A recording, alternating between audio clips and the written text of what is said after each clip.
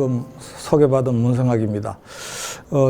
우리 김석수 교수님이 저를 너무 과장되게 소개하셔서 제가 몸둘 바를 모르겠습니다.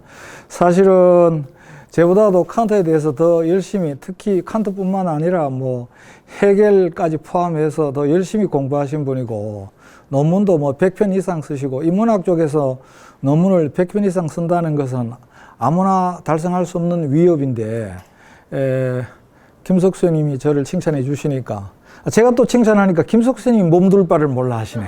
하이, 네, 참. 서로만 몸둘 바를 모르는 그런, 일이 되어버렸습니다.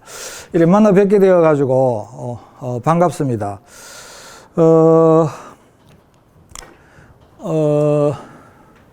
이렇게 제목은 지혜롭게 늙어가기 이렇게 되어 있는데,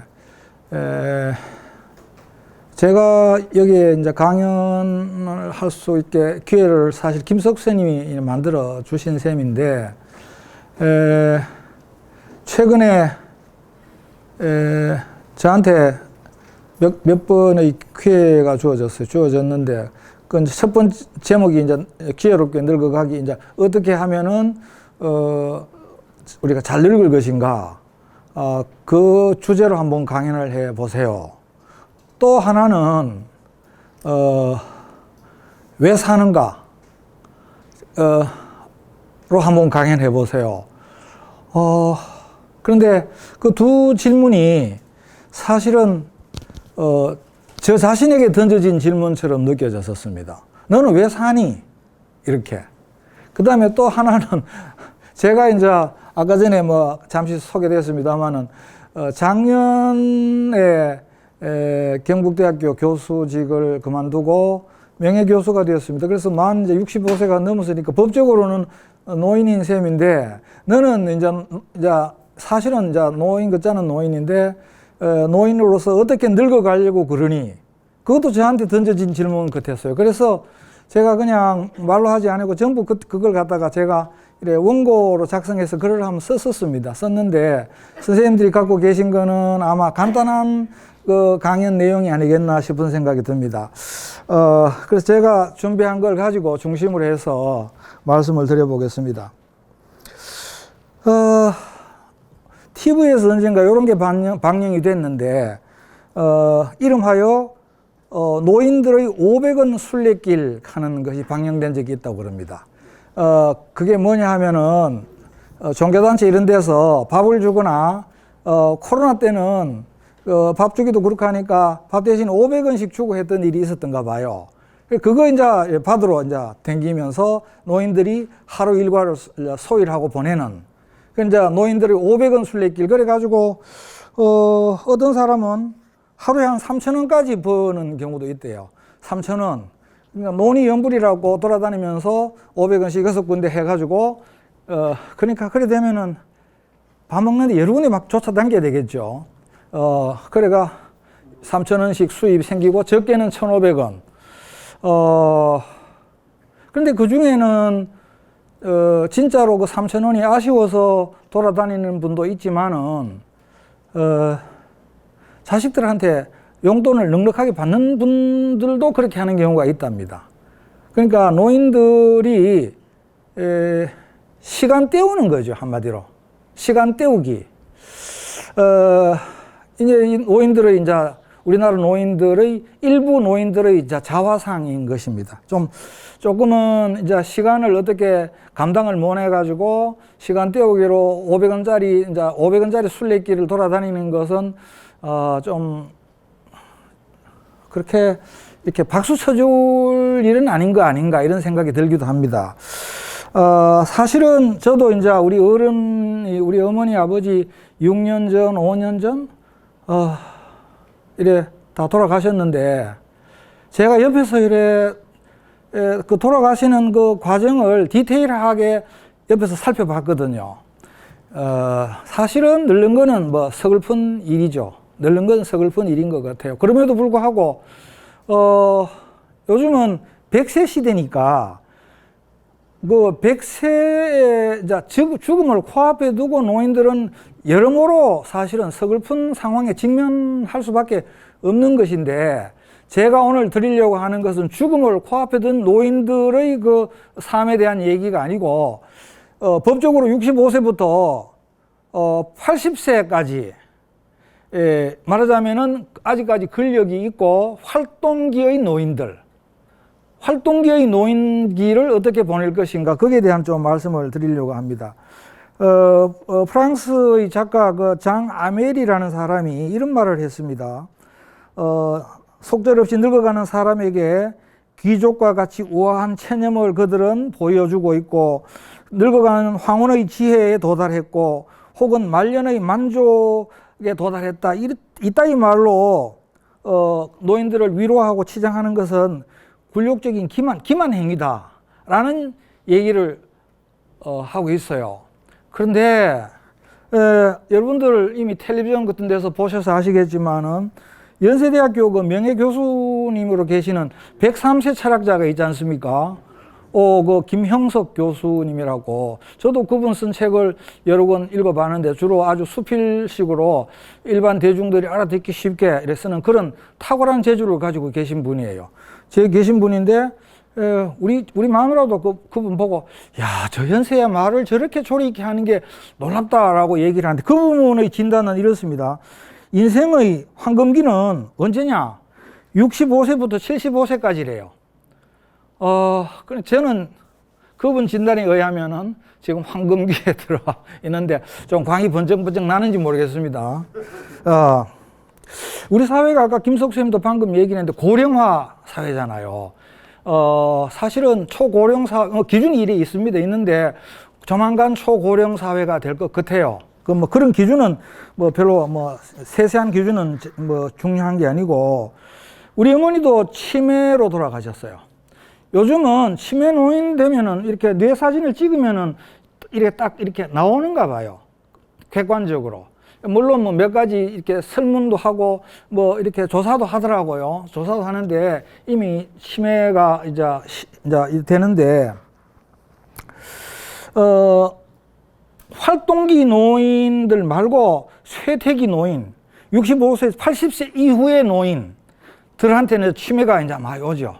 치매가 많이 오면은 그것은 그만큼 장수했다는 뜻입니다. 한편으로는 보면은. 그렇잖아요. 옛날에는 치매 환자들이 별로 없었다고 그래요. 왜냐하면 치매 걸리기 전에 이미 돌아가셨으니까.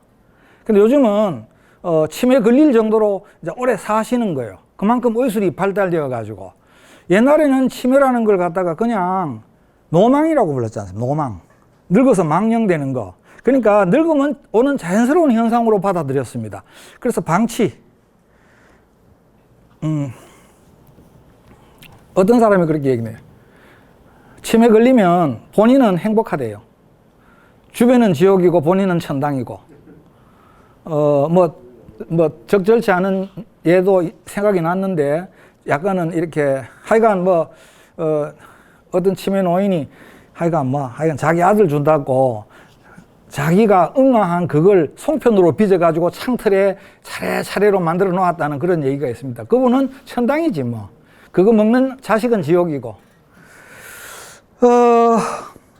이게 의술이 발달되면서 치매 노인도 많이 생겨나고, 그래서 또, 제가 현역에 있을 때 40대일 때, 그때 우리 선생님이 제가 한 20살씩 이렇게 한 45일 때 그분은 65세 전후가 됐거든요. 65세 이전에 이 퇴직금을 일시불로 타는 게 유리하냐, 연금으로 타는 게 유리하냐. 그때가 1997년쯤이었어요. 97년이면은 IMF 오기 직전 건절이었었습니다. 그래서 그걸로 고민하던 얘기가 생각이 나는데, 이제 요즘은 그런 것과 고민하는 우리 후배들 아무도 없습니다. 다 일시불로 안 타죠. 연금 형식으로 타죠. 그만큼 수명이 길어졌으니까 연금 타는 게 유리하다. 그분들 계산에는 일시불로 타는 게 유리한 거는 75세 이전에 죽으면은 일시불로 타는 게 유리하대요.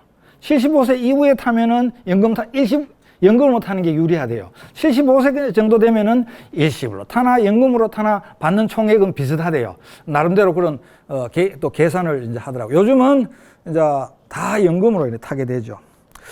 1960년대에 우리 한국인의 평균 수명은 52세였답니다. 한국 사람들의 평균 수명이 생각하면 많이 짧죠, 그죠? 많이 짧습니다. 요즘은 81세인가 그렇지 않습니까? 여성들이 좀 더 살고 남성들이 좀 짧습니다. 그런데 선생님들은 벼슬에서 경로석 많이 활용하십니까?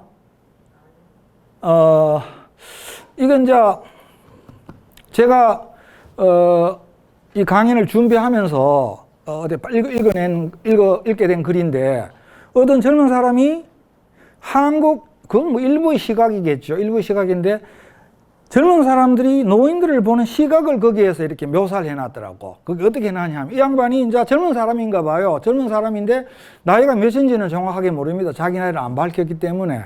그리고 이제 버스에 앉아가지고, 그래, 약간은 졸듯이 창문 쪽을 이렇게 바라보고 있는데, 어떤 자기 눈에는 50대 후반 정도밖에 보이지 않는 어떤 아주머니가 와가지고 어깨를 탁 치면서 자리 비켜! 라는 겁니다.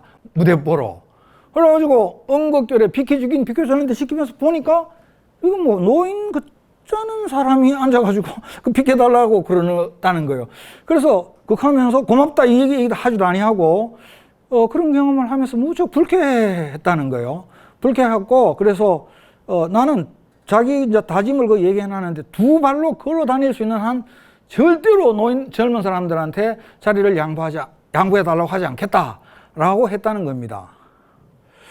그래서 제가 이제 그걸 읽으면서 중요한 거는 이제 젊은 사람이 앉았던 자리가 경로석이냐 아니냐 그거 아니겠습니까? 그 다음에 요즘은 65세가 넘어서도 50세 후반으로 보이는 젊은 할머니들도 있습니다. 그래서 이제 이 사람 말을 액면 그대로 다 받아들일 수는 없는데, 어찌됐건 옛날부터 그런 말은 있었어요. 경로석이라는 건 뭐냐? 경우에 따라서만 노인에게 양보하는 좌석이래요. 자기가 아마 노인보다 더 아팠으면 죽치고 앉아 있는 거래요. 경로석이 갈등을 많이 유발시킵니다. 어떤 의미에서는. 자발적으로 어떤 노인분들이 오면 아이고 여기 앉으세요 이렇게 하는 거 하고, 경로석으로 지정되어 있으니까 비켜 하고, 그럼 젊은 사람들도 또 이거하고 비슷하죠. 이제 장애 자들의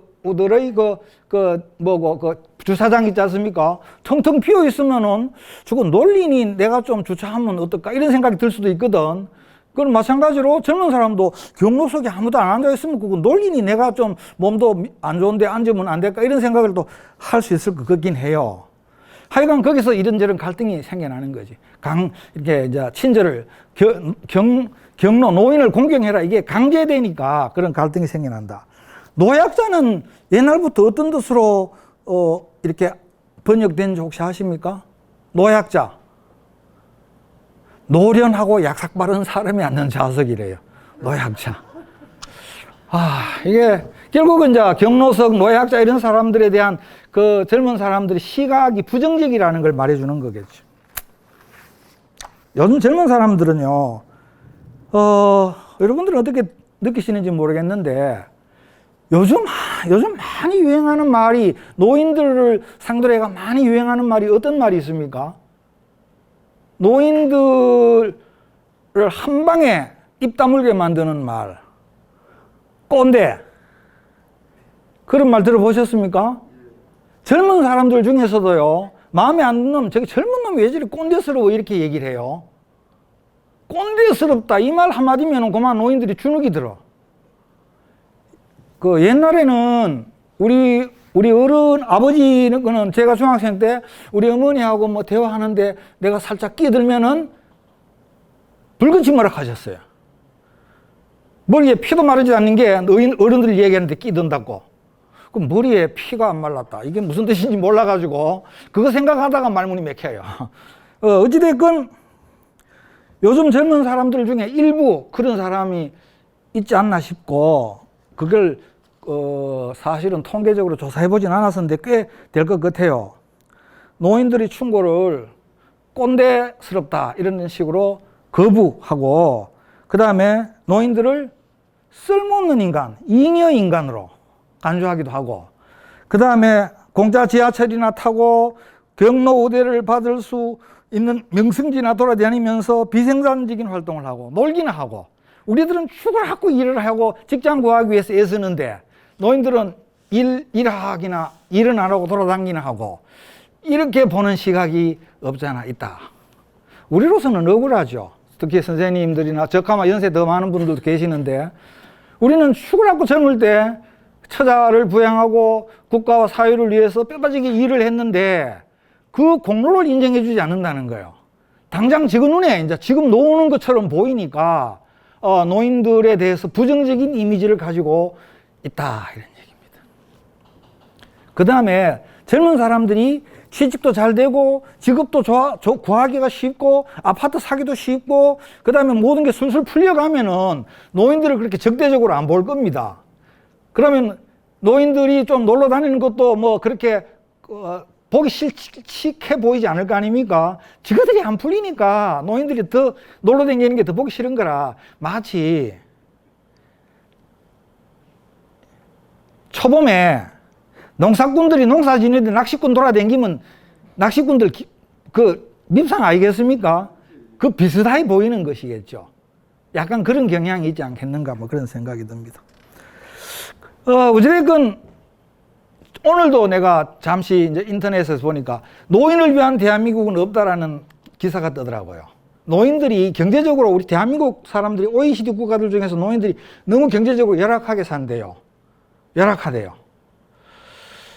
뭐 여러 가지 복잡한 숫자들을 동원해서 설명을 하던데, 어쨌든 노인들의 대한민국에서는 노인들의 경제적인 여건도 별로 덜 좋고 사회적인 인식도 별로 덜 좋고, 그래서 가급적이면은 안 늙어 보이려고 애를 씁니다, 사람들이.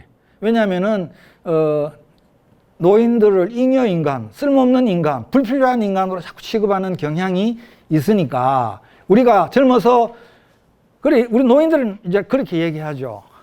너희는 안 늙는가 두고 보자.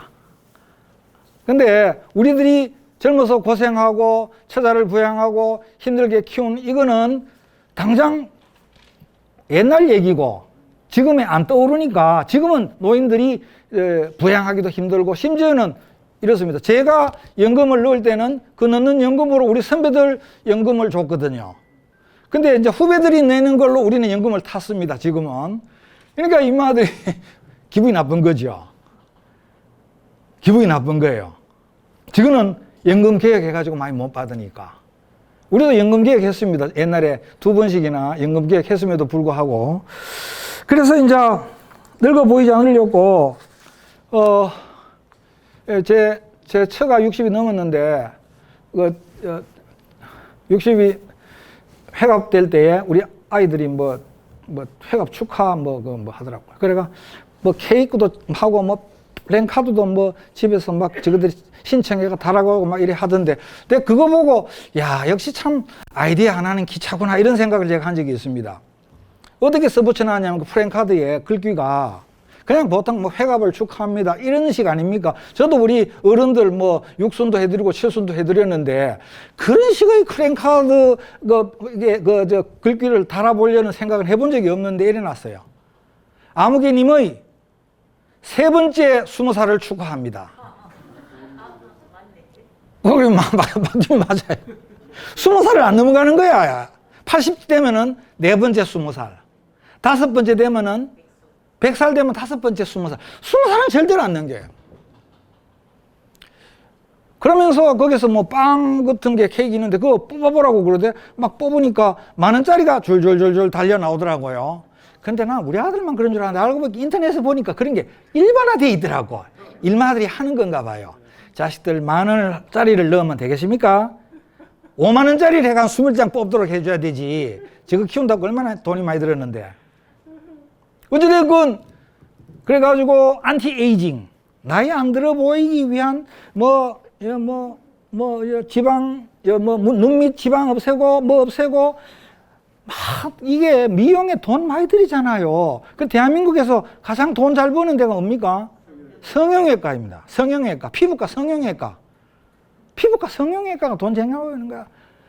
늙으면 안 된다고 생각하는 거야, 늙으면.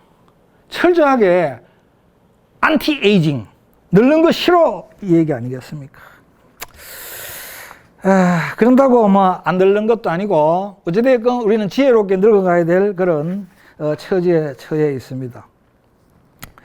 자, 그러면 어떻게 늙어가는 게 지혜롭게 늙어가는 건가? 저는 사실은 원래 제가 강연 제목은 노년의 숙제와 행복입니다. 노년의 숙제. 저는 뭐 이렇게 일본인 어떤 작가가 아니, 젊어서 우리 일만 했으니까 늙어서는 무조건 즐기세요 라고 얘기하는 일본인 작가가 있던데 그 이름이 뭐더라? 일본 사람이니까 하여간 뭐 그런 사람이 있습니다. 제가 적어놨는데 지금 퍼뜩 못 찾겠습니다. 저는 그 양반하고는 생각이 좀 달라요. 자, 왜 다른지 이제 그 이유를 좀 말씀을 드리면, 이건 제가 이제 제 자신에게 하는 말입니다. 제가 제 자신에게 하는 말인데, 선생님들이나 저나, 다 부모님들의 이건 이제 보살핌과 도움과 또 선생님들의 은사들의 교육 덕택에 이제 인간구실을 하고 여태까지 살아오고 또 더 살아가야 되는데, 교육시키는 목적은 뭐 국가적으로는 뭐 홍익인간을 양성하고 육성한다 뭐 이렇게 얘기하지 않습니까? 홍익인간을 양성한다. 널리 두루 사람에게 이로운 인간이 되자.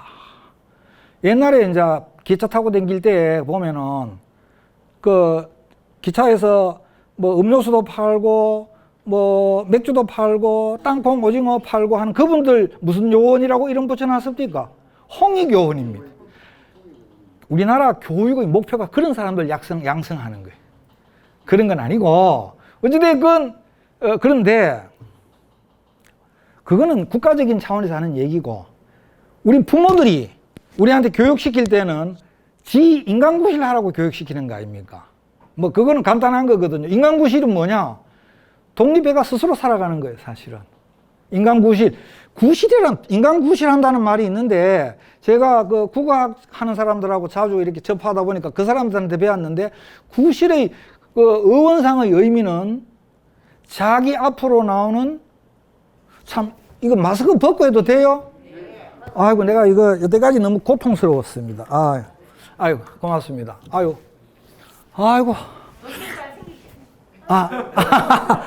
예, 우리 집사람 듣는 데서 한번 나중에 얘기해 주시면은 나중에 제가 녹음기 갖다 드릴 테니까 안 믿어요. 그래, 그런 얘기를 해줘도. 그래, 직접 녹음해가 들려줘야 돼요. 인간 구실한다는 것은 자기 앞으로 떨어지는 세금을 낼 수 있는 거라는 거예요.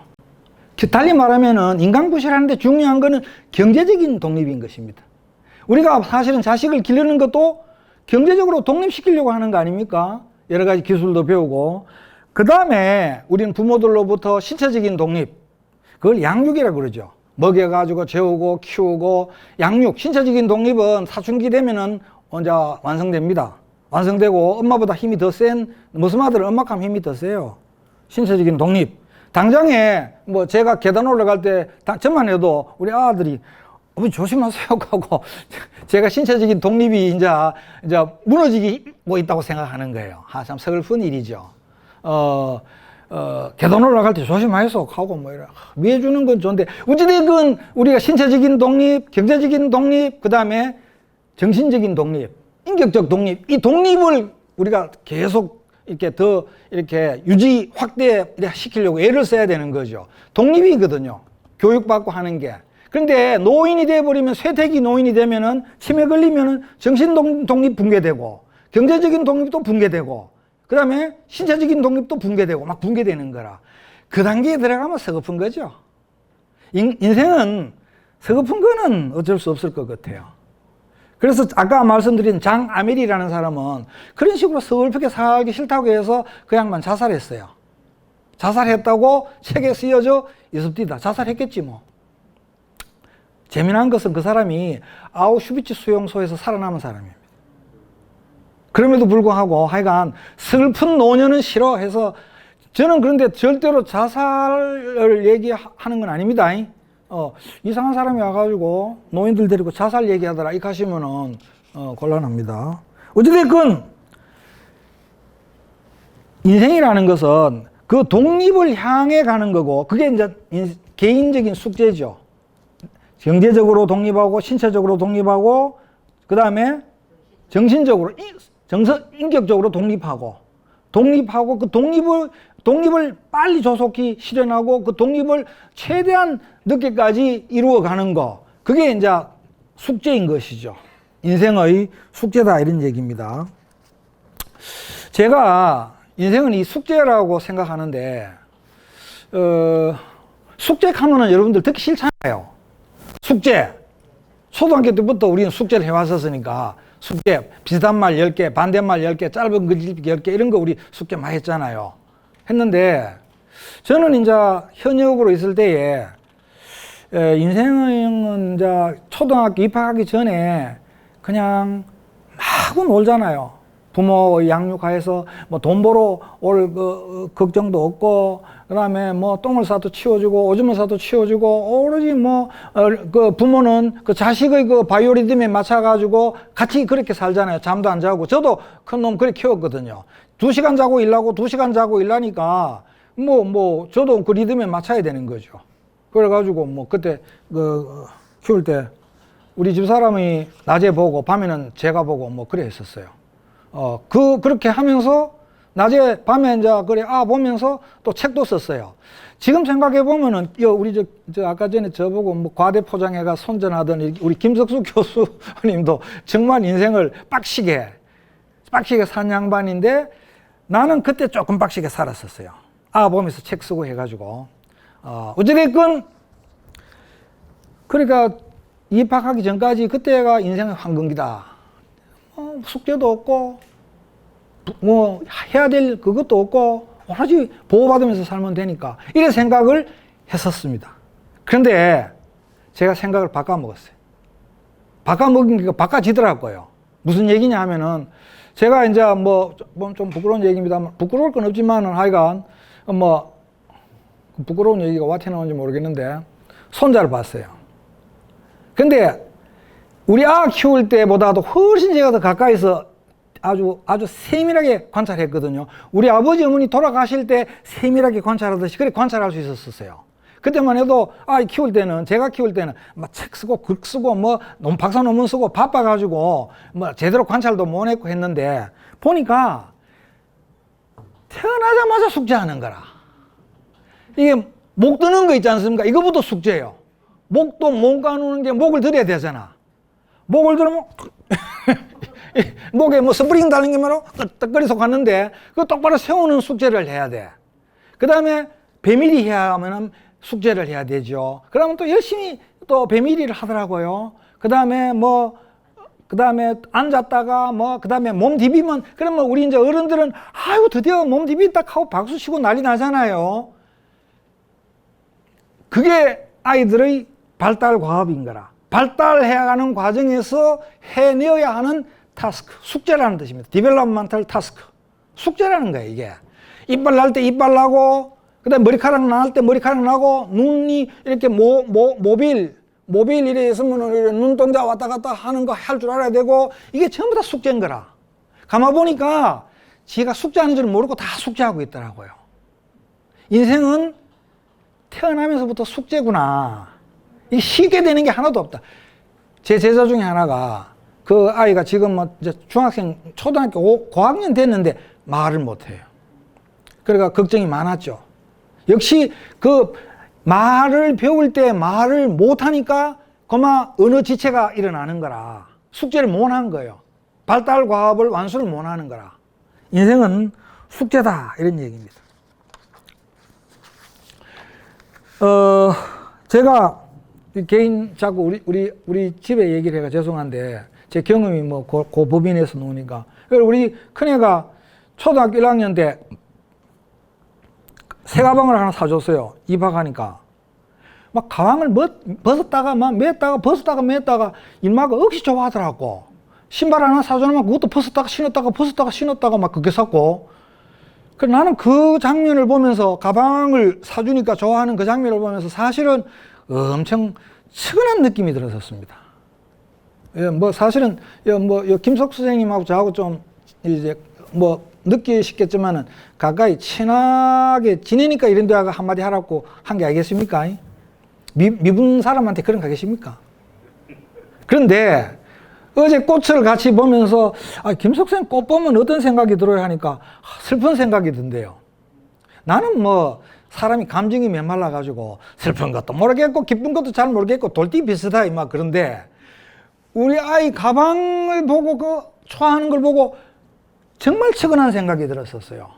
야 이놈아, 네가 그 가방이라는 것에 의해서 상징되는 인생의 숙제 있지 않습니까? 그 숙제 가방 그거 매는 네 언제 벗을 줄 모르는데 아직까지 그거 제가 온전히 다 못 벗었어요. 왜냐하면 아직까지 우리 작은 놈 하나 그거네 결혼 못 시켰기 때문에 숙제를 못 끝냈어요 아직까지. 그런데 이제는 이마 둘 가지고 떡을 치고 숙제한다고 바빠요 지금. 그래가지고 힘듭니다 하면서 최근에 또 딸이 하나 태어났거든요. 숙제하기 바쁜 거라. 인생은 숙제 연세. 그러면은 이제 선생님들 연세쯤 되면 이제 숙제 면제되느냐? 면제됐다고 생각하고 싶지 않습니까? 제 얘기는 숙제는 지금도 진행 중이다. 듣기 싫은 소리를 제가 말씀을 드리는 것, 계속되고 있다는 얘기입니다. 그래서 65세부터 80세까지 노인은 잘 늙는 게 숙제예요. 잘 늙는 거. 잘 늙는 게 숙제라고. 잘 늙기 위해서 어떻게 해야 되느냐. 85세, 80세 이상의 노인은 쇠퇴기잖아요. 그거는 잘 돌아가시는 거. 삶을 잘 마감하는 거. 노인들 만나면 그렇잖아요. 그 양반은 너무 힘들게 죽었다 하더라. 그 노인은 복되게 죽어서 자는 잠줄에 돌아가셨더라. 그 잘 죽는 걸 얼마나 부러워하는데 그 숙제를 해야 되는 것이죠. 잘 늙는 거. 그 이제 잘 늙는 거는 우리가 사진 멀쩡할 동안 어떻게 자식들로부터 인정받고 주변 사람들로부터 쓸모있는 사람들로 인정받고 보람되게 살고 그 나름대로 나는 식충이야 쓸모없는 인간이야 이런 생각이 안 들어야 될 거 아닙니까? 나는 이게 뭐 퇴임하고 쓸모가 없는 인간이야. 이게 이런 식으로 되면은 자존감이 붕괴되지 않습니까? 그래서 자존감이 붕괴되지 않고 우리가 이렇게 활동기의 노년을 어떻게 보낼 것인가 여기에 대해서 제가 좀 말씀드리려고 하는 겁니다. 그럼 저는 노인들의 건강, 그 다음에 노인들의 성생활, 노인들의 재산, 이런 거에 대해서 말씀드리려고 하는 건 아니고 그 분야는 제 전문 분야도 아닙니다. 그 다음에 또 80세 이상의 노인들의 삶에 대해서는 말씀드리지를 못하는 것을 제가 죄송스럽게 생각합니다. 혹시 여기 80세 더 넘기신 분들도 계실 텐데, 그러면은 저 사람이 나보고 이제 죽을 준비하라 하는데, 저런 고약한 인간이 있냐, 이렇게 생각하시지는 마시고, 사람에 따라 차이가 다 있지 않습니까? 어떤 사람은 75세에 죽을 준비하는 사람도 있고요. 송해처럼 100세 가까이 사는 분도 있고, 그렇지 않습니까? 동물들도 숙제가 있습니다. 동물들은 그냥 아이고 개팔자가 상팔자야 라고 하는 말 들어보셨지 않습니까? 먹고 디비 자고 놀고 그 다음에 새끼나 까고 개팔자가 상팔자야. 개팔자 상팔자 맞습니까? 복날 되면은 다 죽습니다. 개들이. 그 다음에 옛날에는 요즘은 동물권에 대해서 얘기하지만 옛날은 동물 학대하는 개념도 없고요. 사람이 학대받는 마당에 동물 학대가 뭐가 문제겠습니까? 옛날에는 사람이 학대받았는데. 근데 이제 세상이 발전하고 생명에 대한 존중 사상이 생기고 해서 고양이 학대하면 안 되고 키우던 개 함부로 대하면 안 되고 그런 거는 바람직한 거라고 생각을 합니다. 그런데, 사람들은, 그냥 집에서 키우는 개가 밥 주면 먹고, 그 다음에 누워 자고, 그 다음에 일나가지고 기지개 한번 하고 멍멍 짖고, 또 밥 주면 먹고, 숙제도 없고 상팔자다 이 생각. 그거는 집에서 키우는 개의 경우는 그렇게 하다가 결국은 복날 잡아먹히거든요. 그래서 일시적인 상팔자지. 그런데 야생의 동물들은 어떤가? 치열합니다. 야생의 동물들은 제가 야생 상태 같으면은 벌써 제가 뜀박질 안 한 지 오래되거든요. 무릎이 좀 시원찮아서. 뜀박질 못하면은 야생 상태에서 오래 살아남을 수 있습니까? 잡아먹히지. 벌써 다이. 죽었을 거예요. 그죠? 근데 인간이니까 이렇게 와가지고 이렇게 떠들고 할 수 있는 것이죠. 제보다 연세가 많은 분들이 계시는데 저도 일할 때 몇 단계를 거치거든요. 일단 손을 땅에 접어야 돼요. 그리고 손으로 밀고 이러면서 어이구 하면서 죄송합니다. 그래 일해야 돼. 절차가 있어요. 절차가. 동물들의 숙제는 뭡니까? 자식 새끼 태어나오는 거예요. 만드는 거예요. 자식 새끼 만드는 거예요. 대를 잇는 게 그것들이 숙제입니다. 대를 잇는 것. 유전자를 퍼뜨리는 거. 간단한 거 아닙니까? 그러면은 그러다가 대를 퍼뜨리는 일을 더 할 수 없을 지경이 되면은 가들은 어떻게 됩니까? 드디어 숙제를 다 했어. 나도 이제 내 숙제 할 만큼 했어. 나도 암놈인데, 나도 암호랑인데, 4배로 3배나 내가 새끼 낳았어. 새끼 놓고 한 배에 3마리씩, 내가 9마리 길렀어. 숙제 다 했어. 이제부터 좀 쉬자.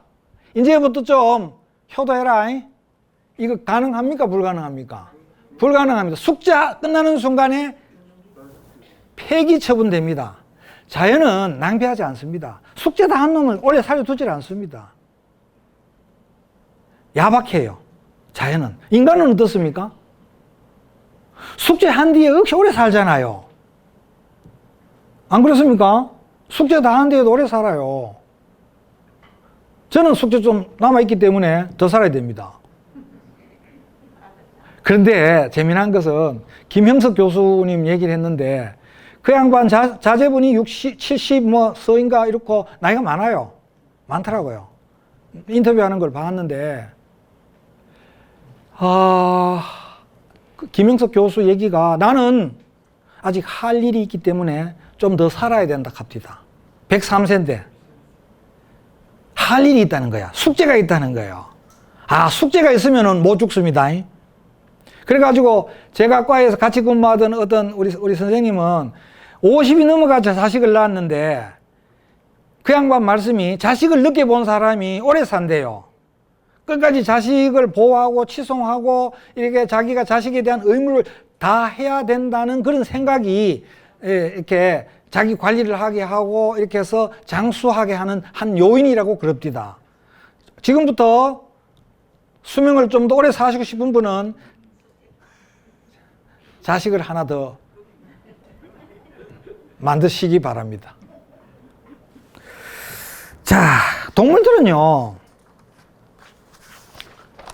대를 이어갑니다. 그런데 대를 잇는 게 지금 숙제인데 5,000년 전에 제주도에 제주도는 말이 유명한데 조랑말 조그만 하잖아요. 그 조랑말이 살아가는 모습하고 지금 제주도의 그 조랑말이 5,000년이 지나서 지금 살아가는 모습하고 비교해 보면 같습니까? 다릅니까? 틀립니까? 어떻게 다릅니까? 많이 숫자가 줄어들었다 그 말씀입니까? 예, 먹는 음식이 달라졌군요. 그 우는 모습은 달라졌습니까?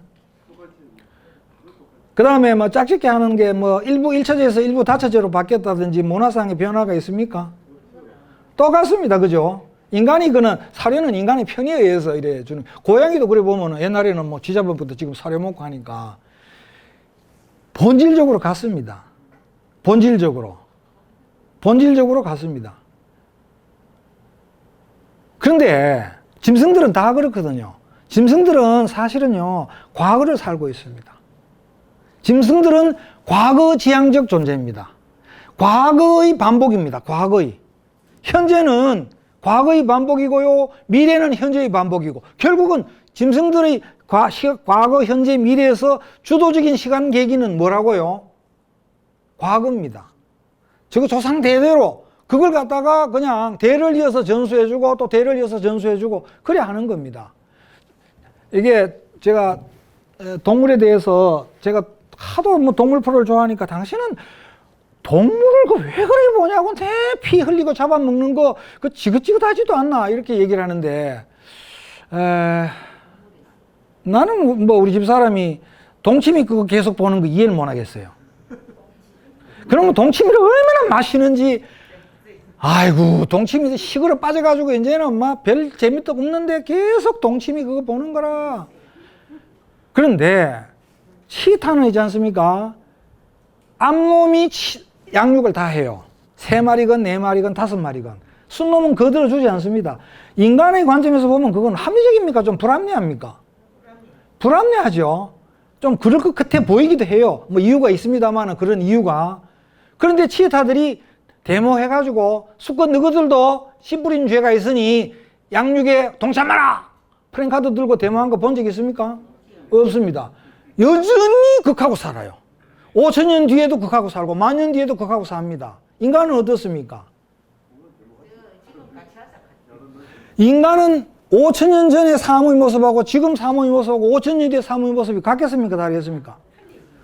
다릅니다. 지금 대단히 훌륭한 지혜로운 할매가 많이 계시네. 답을 척척 맞추시네요. 거의 뭐 질문할 때마다 다 맞춰보시는데 인간은 삶이 끊임없이 바뀝니다. 인간의 삶은 고정된 패턴이 아니라는 것이죠. 항상 뭔가 플러스 알파 되어 가고 있어요. 변화되어 가고 있지 않습니까? 플러스 알파. 뭔가 보태지고 있습니다. 지금 여기 앉아 계신 분들 다 스마트폰 쓰잖아요. 옛날에는 삐삐 같은 거 썼죠. 삐삐 아시잖아요. 그러다가 뭐 무전기 같은 핸드폰 쓰다가 지금은 스마트폰. 이거는 컴퓨터가 이 안에 들어있으니까 그래가지고 쫙 바뀌잖아요. 바뀝니다. 동물들은 그 숙제가 대를 잇는 것이고 대를 잇는 숙제를 끝내면은 자연은 네 숙제 다 했으니 지금부터 좀 편히 쉬어라. 숙제한다고 얼마나 힘들겠어요.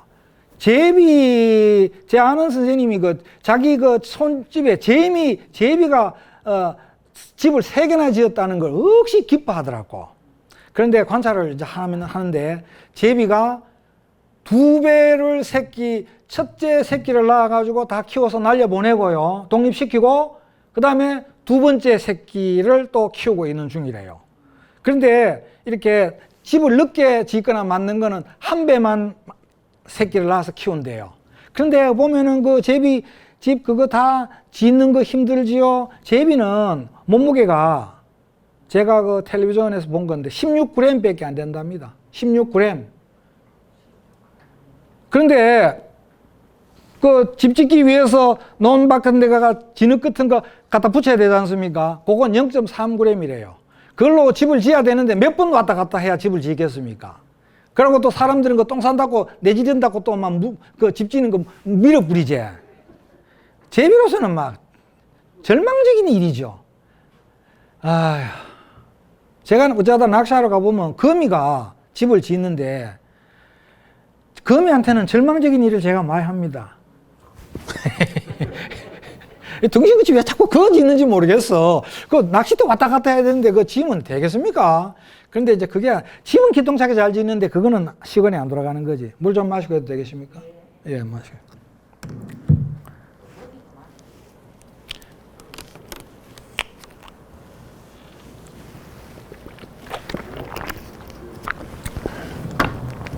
숙제하는 거 힘들거든요. 그 다음에 그거 짹짹거리는 거 3마리, 4마리 그거 전부 곤충으로 미겨야 되죠. 바람 불면 또 날개로 해줘야 되죠. 숙제가 보통 힘든 게 연어는 어떻습니까? 4년 정도, 5년 정도밖에 못 살아, 수명이.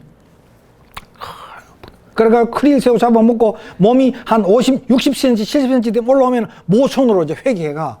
그 다음에 수놈하고 짝짓기 하고 어떻게 합니까? 그 다음에 숙제 다 하고 난 뒤에 예, 죽습니다. 숙제 다 하고 난 뒤엔 죽습니다. 이제 숙제 다 해서 이제부터 강에서 좀 놀자. 못 합니다. 죽어버립니다. 과부검이라는 거미가 있는데 왜 해필이면 과부검인 줄 압니까? 순놈을 항상 요놈이 잡아먹어. 스스로 과부가 되는 거야. 순놈을 잡아먹으니까 뭐 과부가 되는 거죠. 순놈은 목숨 걸고 짝짓기 해요. 그러고 머리부터 잡아 미키면서 짝짓기를 하는 거라. 사마귀도 그래요, 사마귀도. 대를 잇기 위해서 목숨을 거는 거죠. 숙제도 하면 끝나는 거죠. 자, 하여간 자연은 숙제를 더 이상 하지 못하는 개체에 대해서 호의를 베풀지 않는다. 그런데 인간은 자연에 종속된 존재가 아니잖아요. 그러니까 숙제가 끝난 뒤에도 삶을 자꾸 이어갑니다. 자, 그런데 그렇다고 한다면 우리가 자연의 의도라는 관점에서 볼 때에 나는 숙제 다 했으니까 이제는 마구 소비하고 놀자 이러면은 그 자연이 좋아하겠습니까? 좋아하지 않을 겁니다. 생물학적인 숙제, 동물들의 경우는 생물학적 의미에서의 숙제가 끝나면 숙제가 끝나지만 인간은 생물학적인 의미의 숙제 말고도 또 다른 숙제가 있다는 겁니다. 그 숙제를 그때 해야 되는 겁니다. 그 숙제를. 이게 적절한 얘기인지 모르겠는데 제가 옛날에 번역한 어떤 책에서 인도 철학에 대한 책을 가끔 하나 번역한 적이 있었는데 그때 이제 이런 게 있더라고.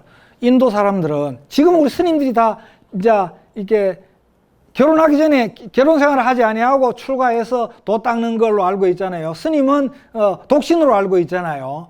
원래 인도에서 그렇지 않았대요. 처자를 부양하고 사회적인 의무를 다하고 난 뒤에 그때 출가를 한답니다. 출가를 해서 자기 인간으로서의 자기 그 어떤 궁극의 의문, 그 다음에 그것을 완성하기 위해서 그때부터 진짜 자기 숙제를 하는 거예요. 달리 말하면은 숙제를 다 나누어 가지고 이제 하는 것이죠. 그냥 먹고 놀기만 하는 게 아니고 그때부터 진짜 숙제를 하는 거라는 겁니다. 진짜. 물론 뭐 여러 선생님들도 지금 평생 숙제를 많이 해오신 거죠. 인간의 숙제라는 것은 인간은 뭐냐? 인간이란 왜 인간은 이렇게 과거의 반복이 아니고 동물하고는 다른 방식으로 살아가는가?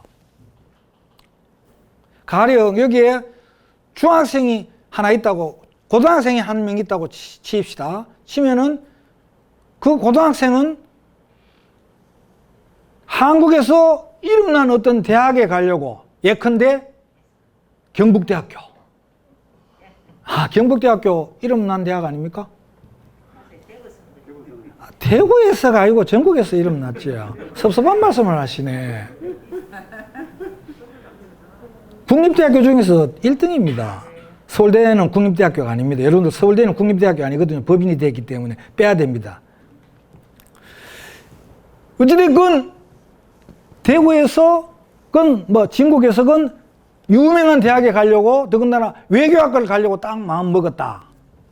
그 사람의 목표지요. 그죠? 그 학생의. 그러면은 그 학생의 현재 행동을 지배하는 것은 미래입니까? 과거입니까? 미래입니다. 인간의 행동은 미래에서 지배를 받습니다. 미래지향적입니다. 맞습니다. 인간은 미래를 먹고 사는 존재입니다. 노인들은 그런데 미래가 점점 줄어들잖아요. 그게 문제라. 젊었을 때는 미래가 많이 남아있으니까. 그래서 제가 뭐 현역일 때 학생들 보고 그러니 너희들 1시간은 내 1시간보다 훨씬 소중하다. 너가 1시간 지금 투자하면 그건 평생 써먹을 수 있지만은 나는 지금 1시간 투자해봤자 별로 써먹을 시간이 안 남아있다. 이렇게 얘기를 해주는데 미래지향적이잖아요. 노인도 그렇지만은 인간인 한에서는 미래지향적입니다. 노인들도요, 미래를 의식하면서 삽니다. 무슨 말씀이냐 하면은, 여러 선생님들은 지금 양복, 새 양복 막 맞추십니까? 젊을 때 마사노 옷 입고 대충 댕기고 삽니까? 안 맞추지. 새 옷 잘 안 맞추죠. 왜 그렇습니까? 그래, 곧 죽을 날이 얼마나 돼. 곧 죽을 날. 달리 말하면 미래를 앞당겨서 현재에 반영시키고 있는 거예요. 인간은 미래를 사는 겁니다. 어찌됐건. 늙어서도 미래를 사는 겁니다. 심지어는 야야 수의 그거는 이렇게 해다오. 죽은 뒤의 미래까지 걱정을 해요. 죽은 뒤의 미래. 그 다음에 나는 화장은 싫다. 이렇게 얘기하시기도 하고. 미래를 사는 존재입니다. 미래를. 인간은. 그래서 우리가 비록 남은 미래가 많지 않지만은 그 미래를 어떻게 살 것인가에 대해서 고민을 할 수밖에 없는 것이죠. 그래서 인간은 이렇게 죽을 때까지 숙제가 생기는 거예요. 동물들은 그런 의미에서 숙제가 없습니다. 그냥 살다가 그냥 죽는 거죠. 그냥 살다가. 그래서 우리가 미래를 염두에 두면서 그 다음에 자기 발전과 자기 완성을 아까 인도 사람들 얘기하듯이 그렇게 하지 않으면은 늙어가는 것이 유행가 있잖아요. 유행가. 누가 불렀더라? 늙어가는 게 아니라 익어가는 거라고. 노사연입니까? 하여간 그런 노래가 있지 않습니까? 만약에 우리가 미래를 염두에 두고 좀 더 나은 노인으로서의 삶, 노인한테도 삶의 숙제가 있다 그랬지 않습니까? 잘 늙는 거, 지금 앞으로 이제 얘기를 드려야 되는데, 잘 늙는 거, 어떻게 하면 잘 늙는 거냐? 그거 하지 않으면은 늙어가는 게 아니고 썩어가는 거라, 이런 얘기입니다. 썩어가는 거예요. 늙어가는 게 아니고. 자, 그래, 이제 아까 조금 전에 노년의 삶도 우리가 숙제를 해야 되고, 모든 인간적 삶에 공통되는 것, 새로움의 추가를 해야 된다. 근데, 이 김영석 교수가, 이분 교수니까, 내 가까운 친구였던 김태길 서울대 교수는 76세 때에 한국인의 가치관에 관한 책을 내놓았다. 안병욱 교수도 89세까지는 일을 계속했다. 제가 사실은 철학과로 가게 된 계기가 안병욱 교수님이 쓴 책 때문에 한 번도 나는 이분을 직접 만나뵌 적이 없습니다. 이분 돌아가신 지 오래됐고요. 좋은 책을 많이 쓰셨어요. 많이 쓰셨는데 이분 책을 읽고 철학과 진학을 해야 되겠다. 철학 공부가 저한테 맞다 이런 생각을 했었습니다.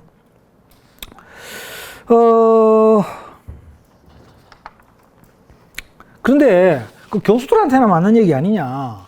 일반 사람들은 책 쓸 일도 없고 그러면 어떻게 해야지 잘 늙는 거냐. 이런 의문을 가지실 수가 있습니다.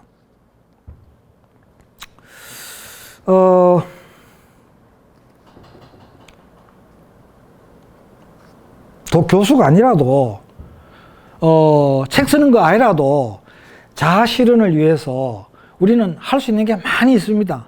사실은 할 수 있는 게 많이 있잖아요. 그런다고 제가 여러분들한테 젊을 때처럼 계속 주구장창 일하라고 말씀드리고 싶은 생각은 추호도 없습니다. 저도 그래 못 살고 있습니다. 저도 게으름 피우고요.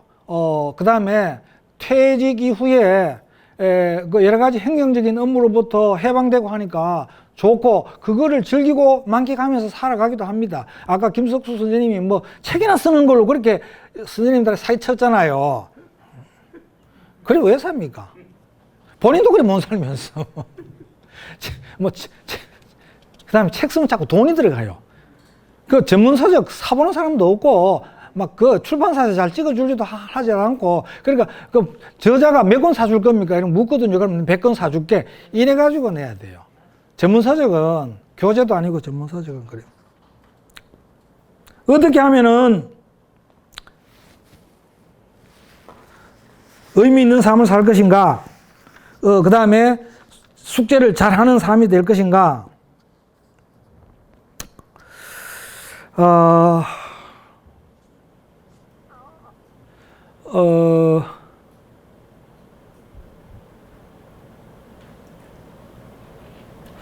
그 굴다리 밑에서 장기나 뜨고 바둑이나 뜨고 이래 사는 그것은 정답은 아닌 것 같으죠.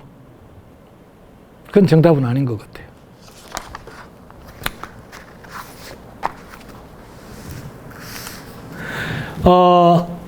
젊어서 처자를 부양하기 바빴고, 그 다음에 자기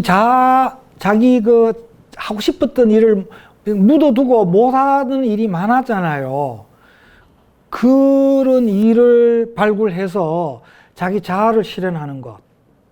그것이 대단히 저는 1차적으로 중요하다고 생각을 합니다. 이런 문화 강좌 같은 것도 이래 와서 듣고 하는 거, 이것이 저는 의미 있다고 생각합니다. 저도 유튜브, 요즘은요, 시시한 선생보다 유 선생이 더 나아. 유튜브 선생 있잖아요. 그거 보면은 내 제자 중에 그 늙은 제자가 한 사람 있는데, 그 농막을 지나놓고, 선생님, 저 교사로 정년자 코앞에 해요. 아, 그러니까 자기는 농사 짓겠대요. 농사 짓겠대요. 그럼 땅도 장만해 놨는데, 그래서 이제 와가지고 그 농막 지는 거 구경하러 해가지고 갔어요. 5번 7월 1일에도 그 이제 만나기로 약속을 해놨는데, 블루베리 그 농원이 그 부근에 있는데, 그 가가 직접 따면은 싸다 그러면서 그 같이 따러 가가지고 블루베리 따러 가자고 그러더라고요. 그래가 그 이제 갔더니 거기에서 감자 뼈다귀 해장국을 톡 끓여놨어요. 그 다음에 막 쌈장도 기차게 잘 만들어놨어요. 그래. 왜 잘 전부 유선생 시킨 대로 했대요. 유선생 시킨 대로. 그러고 막 그 뼈다귀 해장국 그거는 돼지 뼈다귀지 않습니까? 그 직접 도축장에 가면 엄청 싸대요. 아, 쌤 이거 쌉니다 이거. 3,000원치만 사면 막 10사람 묵습니다 이거 하는 기라. 그거 갖고 보니 우리가 뼈다귀 해장국 너무 비싼 거 먹는 것 같아요. 그 잘 만들더라고. 농사 짓는 것도요. 유선생 보고 다 해요. 유선생 보고. 아, 시시한 대학 하면 나아요. 아이, 경대 하면 못하지만은. 하여간, 유선생이. 저도 유선생 보고 많이 배웁니다. 끊임없이 배웁니다. 특히 뭐 천문학에 관한 거, 그 사람들 얘기하는 거, 젊은 사람들 뭐 하여간 뭐 복잡한 수식이 해서고 뭐 양자 컴퓨터가 어떻게 하는 거 보고 배우고, 보고 배우는 게 또 즐겁기도 하고 그런 거잖아요. 그래서, 뭐 서예를 하실 수도 있고, 컴퓨터를 배울 수도 있고, 그림을 배울 수도 있고, 노인이 되어가지고 자기 성장을 끊임없이 도모를 해야 돼요. 저는 그렇게 생각을 합니다. 숙제 다 했어 해가지고 그냥 뭐 빈둥거리고 성장에 도모되지. 장기 바둑이 그것도 취미생활 중요하죠. 중요하지. 그렇지만은 자기 성장에 도움되는 일을 꾸준히 하셔야 된다. 인생살이 끝이 없잖아요. 죽으면 끝이긴 한데 우리가 살아있는 한은 끊임없이 자기 성장을 도모해야 되는 것이 인간 존재거든요. 인간이라는 것은 끊임없이 자기 성장을 도모하는 한에서만 인간일 수 있습니다. 그걸 멈추는 순간에는 인간이 아닌 거예요. 플러스 알파가 안 되잖아요. 끊임없이 자기 성장을 도모하는 한에서만 인간일 수 있습니다. 인간은 그래서 인간이 된다는 것은 인간에게 있어서 하나의 과제다. 동물들은요, 태어나는 순간에 동물로 완성돼 버려요. 그렇지 않습니까? 태어나는 순간에 동물로 완성됩니다. 인간은요, 태어나는 순간에 인간으로 완성되지 않습니다. 끊임없이 인간이 되려고 애를 쓰는 한에서만 인간이 되어야 돼. 사실은요, 동물도 태어나는 순간에 동물로 완성되는 거 아닙니다. 여러분들 아시다시피, 뭐, 호랑이 같은 건요, 사람의 손에서 자라면요, 껍데기만 호랑이지, 호랑이 구실 못해요. 야생에 가서 살아남지도 못하고, 호랑이도 호랑이 속에서 살아야 호랑이 됩니다. 인간도 인간 속에서. 그런데 인간은 인간 속에서 살아가지고 어느 정도 인간이 되는 것으로 인간이 완성되는 건 아니라는 겁니다. 인간의 완성에는 끝이 없어요. 동물은 호랑이는 호랑이 속에서 살면서 어느 순간인 어느 정도가 지나면 호랑이로 완성이 돼. 호랑이가. 넌 아직까지 호랑이로 부족한 존재야. 이게 없다 이런 얘기입니다. 그런데 인간은 나는 인간으로서 드디어 완성되었어. 완성품이야. 나는 아직까지 부족한 게 없어 하는 분 혹시 계십니까? 없죠. 아직 더 완성돼야 될 여지가 남아있다는 얘기입니다. 인간은 끊임없이 자기 완성을 노력하고 애쓰는 한에서만 인간일 수 있다는 거예요. 그래서 자아실현을 향해서 끊임없이 노력하고 애를 써야 된다. 이게 뭐 행복해지려고 왔더니 이게 문 선생 얘기 듣고 불행해지려고 그런다. 계속 뭐 이게 뭐 완성하고 애쓰고 일하라 그러는데 단 쉬어감이 하있어. 너무 쉬게 하셔가지고 스트레스 받지는 마시고, 뭐 컴퓨터든 뭐든지 쉬어가면서. 그 다음에 그래서 말씀드리는 건데, 일하는 삶과 향유하고 즐기는 삶, 뭐 이 조화를 이뤄야 된다. 그런데 제 얘기는 이렇습니다. 젊어서는 하고 싶은 일은 최소화시키고 해야만 하는 일은 최대화시켜서 일을 해야 되잖아요. 뭐 앞에 앉아 있는 사람을 또 얘기해서 미안한데 김석수 선생은 내가 볼 때 놀 줄을 몰라요. 놀 줄을. 죽으라고 일만 한 거야. 일 중독이야. 근데 저는 놀았어요. 그렇죠. 우리 마누라하고 싸워가면서도 낙신을 했습니다.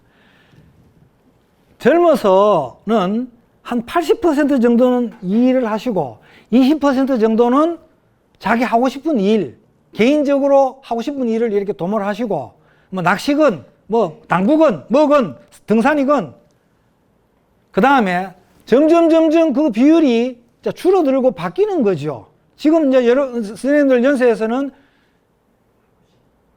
노는 거를 한 80 하세요. 70 정도, 힘이 좀 남으면 70 정도 하시고, 그 다음에 일은 한 30 정도 하시고, 개인적인 자아실현, 이런, 일까지 포함해서 말입니다. 돈 버는 일도 하실 수 있다면 좋고, 뭐, 돈 버는 더 좋지.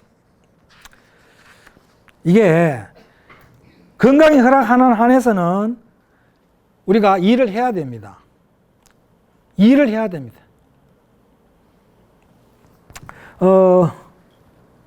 일을 통해서 노인이 자기 자존감을 확인하거든요.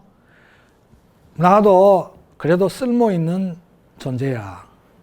자기 자신 쓸모 있음을 남이 인정해 주는 것이 대단히 중요합니다. 그건 인정받는 거잖아요. 그런데 그것보다 더 중요한 게 뭐겠습니까? 자기 인정입니다. 자기가 자기 자신을 인정하는 겁니다. 어느 놈이 카기나 말기나 나는 쓸모 있어. 이렇게 이게 돼야 됩니다. 저는 교회는 나가지 않는데 예수님이 나를 용서해 주기 전에 뭐가 더 중요한 용서인 줄 압니까? 맞습니다. 천재적인 수강생이세요. 자기가 자기 자신을 용서하는 게 더 중요하다고 생각해요, 저는. 자기가 자기 자신을 용서할 줄 알아야 됩니다. 예수님이 나를 용서하는데 내가 내 용서가 안 되면 그게 무슨 소용이 있겠어요? 내가 내 자신을 용서해야 되지. 자기 인정이 중요합니다. 어떤 사람들은 그러더라고. 자존심하고 자존감을 구분하던데 나는 뭐 별로 구분 없다고 생각하는데 그거는 어떻게 정의하느냐의 차이인데 약정의 문제지. 약정의 문제인데 심리학에서는 그렇게 얘기해요. 심리학하는 사람들이. 자존심은 남한테 지기 싫어하는 마음이고 자존감은 자기 자신의 존재를 긍정하는 마음이고 이렇게 하더라고. 근데 뭐 그게 말장난인데 어찌됐건 자존감이 중요한 거다 이런 얘기입니다. 자존감. 우리가 노인이 되어가지고 내가 내 자신의 가치를 긍정하고 인정해야 돼요. 사실은 그런데 칸트 선생 말대로 하면은 인간은 그 사람의 직위, 재산, 학력, 외모 관계없이 무한한 값어치를 가진 존재입니다. 나는 그것이 자존감의 철학적 기초라고 생각해요. 자존감의 철학적 기초. 인간은 무한한 값어치를 가진 존재입니다. 그래 어떤 사람이 자살한다면은 그것은 특히 젊은 사람들이 이 무한한 값어치 있는 어떤 것을 없애는 겁니다. 그거는 삼성전자를 다 합쳐도 도달할 수 없는 값어치잖아요. 삼성전자가 아무리 값 나간들 무한하진 않잖아요. 자, 자존감. 그 다음에 이 자존감을 인정해 주는 게 중요한데 제가 텔레비전에서 봤는데 93세 노모가 비를 맞으면서 OD를 땄어요. OD를 땄는데 아들 준다고. 나 아들도 당연히 76인가 그래요. 나이가 많지. 지금 자기 어머니가 OD 딴다고 비를 흠뻑 맞고 뭐 소쿠리 같은데 플라스틱 소쿠리지. 요즘은 대나무 소쿠리 없잖아요. 플라스틱 소쿠리 이렇게 담아놨는데 와봐 이 가창거든. 돈도 안 되는데 얼마 따지도 못하면서 비 맞는다고 그 부모를 걱정한 거겠죠. 그래가지고 감기 들고 하면은 부모를 걱정하는 게 또 누구를 걱정하는 게 동시에 자기 자신 걱정하는 거예요. 감기라도 들어놓으면 병원비 들고 말이야 왔다 갔다 하고 힘들고 그러니까 뭐 부모가 내고 내가 부모니까 그런 걱정이 되는 거 아니겠습니까? 그래서 뭐 역정을 막 내는 거야. 자기 어머니 보고 어머니는 이거 쓸데없는 거에 비를 맞으면서 누가 이렇게 따라했어요? 막 역정을 내다가 연출은 아니지 싶은데 어찌됐건 역정을 막 내다가 인간 세상에 나오는 프로예요. 막 역정을 내다가 그 플라스틱 소쿠리를 던지 뿌리더라고. 그래 이 자식이 이제 뭐 93세 노인이 자식이 그래 나오고 뭐 주눅이 들어가 말도 못하고 내가 보기 그 노인네가 좀 불쌍해 보이더라고. 93세 노인네가. 자식이 좀 무례한 게 아닌가. 그런데 또 한편으로는 이렇게 생각할 수 있어. 자식이 뭐 효자, 어머니는 정답만 계속 하시다 어머니는 오답을 내놓으시네. 그 효자긴 효자인데 너무 섭섭하게 생각하시지는 말고, 효자긴 효자인데 어머니한테 한두 번 그런 얘기를 안 했겠지. 엄마 이런 걸 하시지 마세요, 저렇게 하시지 마. 그런데 노인들은 또 뭐가 있습니까? 옛날부터 해오던 습관과 버릇이 있어요. 그래서 이게 닦는 거야. 근데 내가 볼 때는 그 엄마가 그거 왜 닦겠어요? 어디를? 따고 싶어서? 버릇 때문에? 자식 주려고? 예, 뭐 자식 주려고. 그건 맞는 말씀인데, 제 생각에는 그래요. 다 정답이신데, 제 생각에는, 저는 그 93세 어머니 속에 안 들어가 봤으니 몰라요. 자기 쓸모를, 자기가 나도 쓸모 있는 존재야, 너희들한테 얹혀 살면서 그냥 얻어먹기만 하고 식충 같은 노인이 아니야, 나도 이 생산적인 일을 해가지고 네 줄 수 있는 거 이걸 할 수 있어, 이거를 증명해 보이고 싶었던 것 같아요. 자기 자존감, 나 쓸모 있는 존재야, 내 쓸모없는 존재 아니야. 반일, 며느리하고 시어머니하고 둘이 사는 그 얘기도 있어요. 어머니 그 반일 하지 마세요, 일사병 걸려가 다이 넘어져요. 근데 그 시어머니가 계속 반일을 하는 거야. 습관이기도 하지만은 자기 존재에 대한 긍정, 쓸모 있는 존재야 나는, 이거를 증명해 보이고 싶었던 게 아니겠는가. 자기 자존감의 문제죠. 그것은 자존감의 문제인 것입니다. 그래서 묻고 놀고 하면요, 자존감이 무너져요. 자존감이. 난 쓸모없는 존재가 돼가는구나. 괴테가 파우스트라는 작품을 60년에 걸쳐서 만들었어요. 그리고 자기는 파우스트라는 작품을 쓰고 난 뒤에는 난 이제 놀 거야, 이래 생각했는데 놀았습니까? 못 놉니다. 못 놉니다. 인간은 계속 일해야 되는 존재. 자, 그 다음에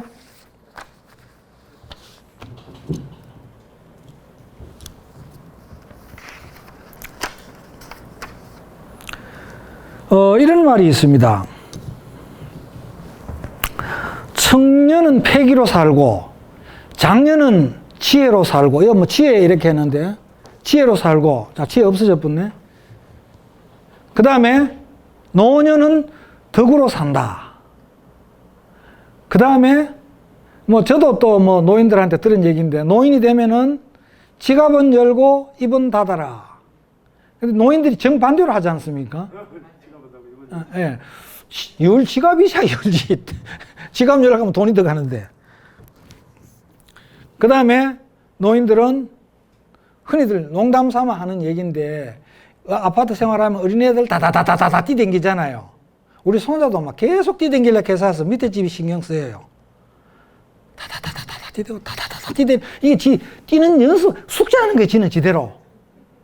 지 숙제하는 거예요, 사실은. 그래가지고 어린애는 양기가 발바닥에 있다가 점점 양기가 이래 올라와서 노인 되면 어디 모인다 합니까? 입에 모인다. 그러니까 노인 보고 입 닫으라는 거는 이게는 자연의 이치에 어긋나는 거라. 양기가 다 입으로 올라갔는데 양기가 꼭대기 가버리면 죽는다 하대.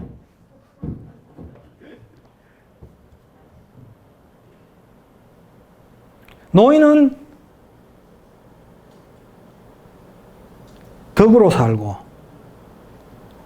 장년은 지혜로 살고, 청년은 패기로 산다.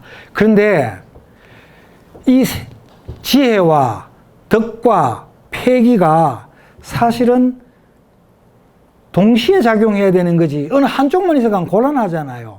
청년은 패기만 있고, 그 다음에 덕은 없고, 그 다음에 장년은 지혜만 있고, 패기와하고 덕은 없고, 노인은 덕만 있고, 이래 살아라는 얘기는 아니거든요. 그런데 강조점이 다르다는 얘기지. 강조점이.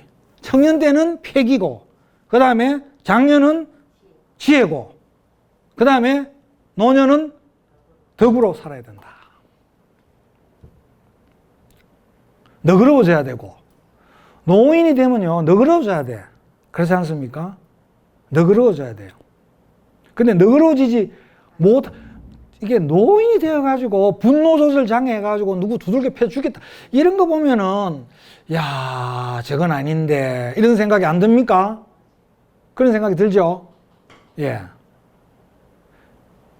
젊은 사람이 방구석 처박히가 폐기 없이 쥐약 먹은 뺑아리면 있으면은 그것도 곤란해 보이고, 그 다음에 장년이 무모하면은 그것도 곤란해 보이고, 노인은 보다 더 덕스러워져야 된다. 그리고 운전하다 보면은 저는 제 스스로 반성하는데 덕이 없어요. 저는 덕이 부족한 사람이에요. 이렇게 운전하다가 이상한 열정거리, 운전하다 보면 이상하게 잔소리 하는 게 많이 생겨요. 저 사람 왜 저러지? 저 코너에 차를 대면 어떡하나? 막 이런 얘기들 있잖아요. 우리 저 사람이 딱, 아이고, 당신은 운전할 때마다 와 그래 신경질을 많이 내노? 이렇게 얘기를 해요. 운전할 때는 목사님도 신경질 내긴다 하더라마는 신부님도 신경질 내고 스님도 신경질 낸대요. 그런데 하여간 제가 스스로 덕을 좀 쌓아야 된다. 그리고 이제 그거 하고 있는데, 우리 아가 옆에서 아버지, 제가 아들한테 교육받아요. 공자님이 캤다 하던데요. 공자님이 캤는지 맹자님이 캤는지 지가 왜 알겠습니까? 그럼 뭐 내가 책을 디빌 수도 없고, 이런 말을 했대요. 하면서 길을 가는데 어느 녀석이 길가 숲섭에서 큰 일을 보면은 꾸중하면 된다. 꾸중해라. 그건 부끄러움을 아는 놈이다 이겁니다. 그런데 길 한복판에서 볼일을 보는 놈은 피해라. 그놈하고는 대화가 안 된다. 예, 염치도 없고 대화도 안 된다. 그래서 이제 운전하다가 이래 사람을 파악해가지고 신길 낼 때 신기길 내라 그 얘기를 저보고 하는 거죠. 말 안 되는 사람하고 해가지고 손해본다. 그 이상한 사람들 많잖아요. 요즘은 이상한 사람들 많잖아요. 그래서 제가 그거 얘기를 들으면서 이런 말이 생각나더라고요. 옛날에 이제 그 고을에서 사닭이 7은 10일이다. 10일이잖아요. 근데 사닭이 7은 10이다고 우겨대는 놈이 있더라는 겁니다. 둘이 논쟁이 붙었어. 사닭이 7은 10이다. 아니야, 11이야. 그러니까 계속 사닭이 7은 10이라고 끝까지 뻑뻑뻑뻑 우기니까, 그래, 서울 가본 사람하고 안 가본 사람하고 얘기하면 누가 이긴다 했습니까? 안 가본 사람이 이긴다는 거야. 막 생떼 쓰고 어거지 쓰는 사람은 이길 재간이 없는 거라. 그러니까 그만큼 그 어거지 쓰는 것의 무서움에 대한 얘기 아니겠습니까? 그러니까 이 두 사람이 그러면 고을 원님한테 가서 우리 심판받자 이래 된 거예요. 그래가지고 고을 원님한테 가가지고 야가 사닭이 7은 10일인데 자꾸 10이라고 그러네요. 내가 미치고 환장하고 폴짝 뛸 노릇입니다. 원님이 심판해 주세요. 라고 했어요. 그러니까 원님이 어떤 조치를 내렸느냐. 10일이라 한 놈은 집으로 가라 했대요. 그러고 10이라 한 놈은 엎드려 뻗쳐 해가지고 곤장 열 때 그래 했대요. 이 미친놈아. 저 미친놈아 갈른 네가 더 미친놈이다. 이래가지고 미친놈을 갈른 네가 더 미친놈이다. 그러니까 우리가 어떤 사람하고 논쟁하고 디베이트하고 토론할 때 먼저 파악해야 될 건 저놈이 미친놈인가 안 미친놈인가 그거부터 파악해야 되는 거예요. 안 미친놈하고는 입석을 이유가 없는 거죠. 미친놈하고는. 길 가다가 이래 만나고 봉변 당할 수가 있죠. 미친놈한테 시비 걸고 악유하고 암만 옳은 일이라도 그런 사람한테 걸리면은 그만 봉변 당하거든요. 자, 어찌됐건 노인이 되면은 덕을 갖추기 위해서 애를 써야 된다. 이거는 뭐 제한테 하는 말입니다. 제 자신한테. 2015년에 그 인턴이라는 영화가 개봉됐어요. 거기에 보면은 뭐냐 하면은 젊은 사람의 패기와 정년 퇴직한 늙은 나이 든 사람의 덕, 지혜가 조화를 이루어 가지고 어떤 그 회사가 잘 경영되어 돌아가는 그걸 묘사한 그런 영화입니다. 그래서 우리 노인들이 이제 덕과 지혜를 이렇게 구비해 있을 때에만 젊은 사람들한테 한마디 해도 꼰대스럽지 않다는 소리 듣고, 그래도, 노인분들이 해주는 말이 그래도 약간 뭔가 귀담아 들을 말이 있네, 귀담아 들을 게 있네, 이런 생각이 들지 않겠는가, 이런 생각이 듭니다. 자, 그 다음에 또 중요한 것은, 제가 아까 전에 좀 쉬는 걸 잊어버렸는데, 너무 그 강의를 열심히 들어주셔가지고, 그때 또 막 천재적인 대답을 해주시고 이래가지고, 그거 제가 홍치해가지고 쉬는 걸 잊어버렸는데, 더 중요한 것은 계속 달아서 하겠습니다. 제가 이제 아까 말씀드린 대로 저도 2시간 달아서 하니까 좀 힘들더라고요.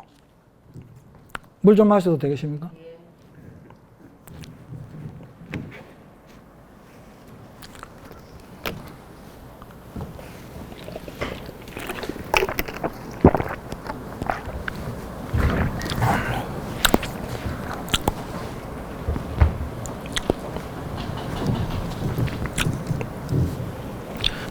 요즘 노인들을 꼼짝 못하게 만드는 말이 아까 말씀드린 대로 꼰대라는 말이라고 그랬습니다. 꼰대.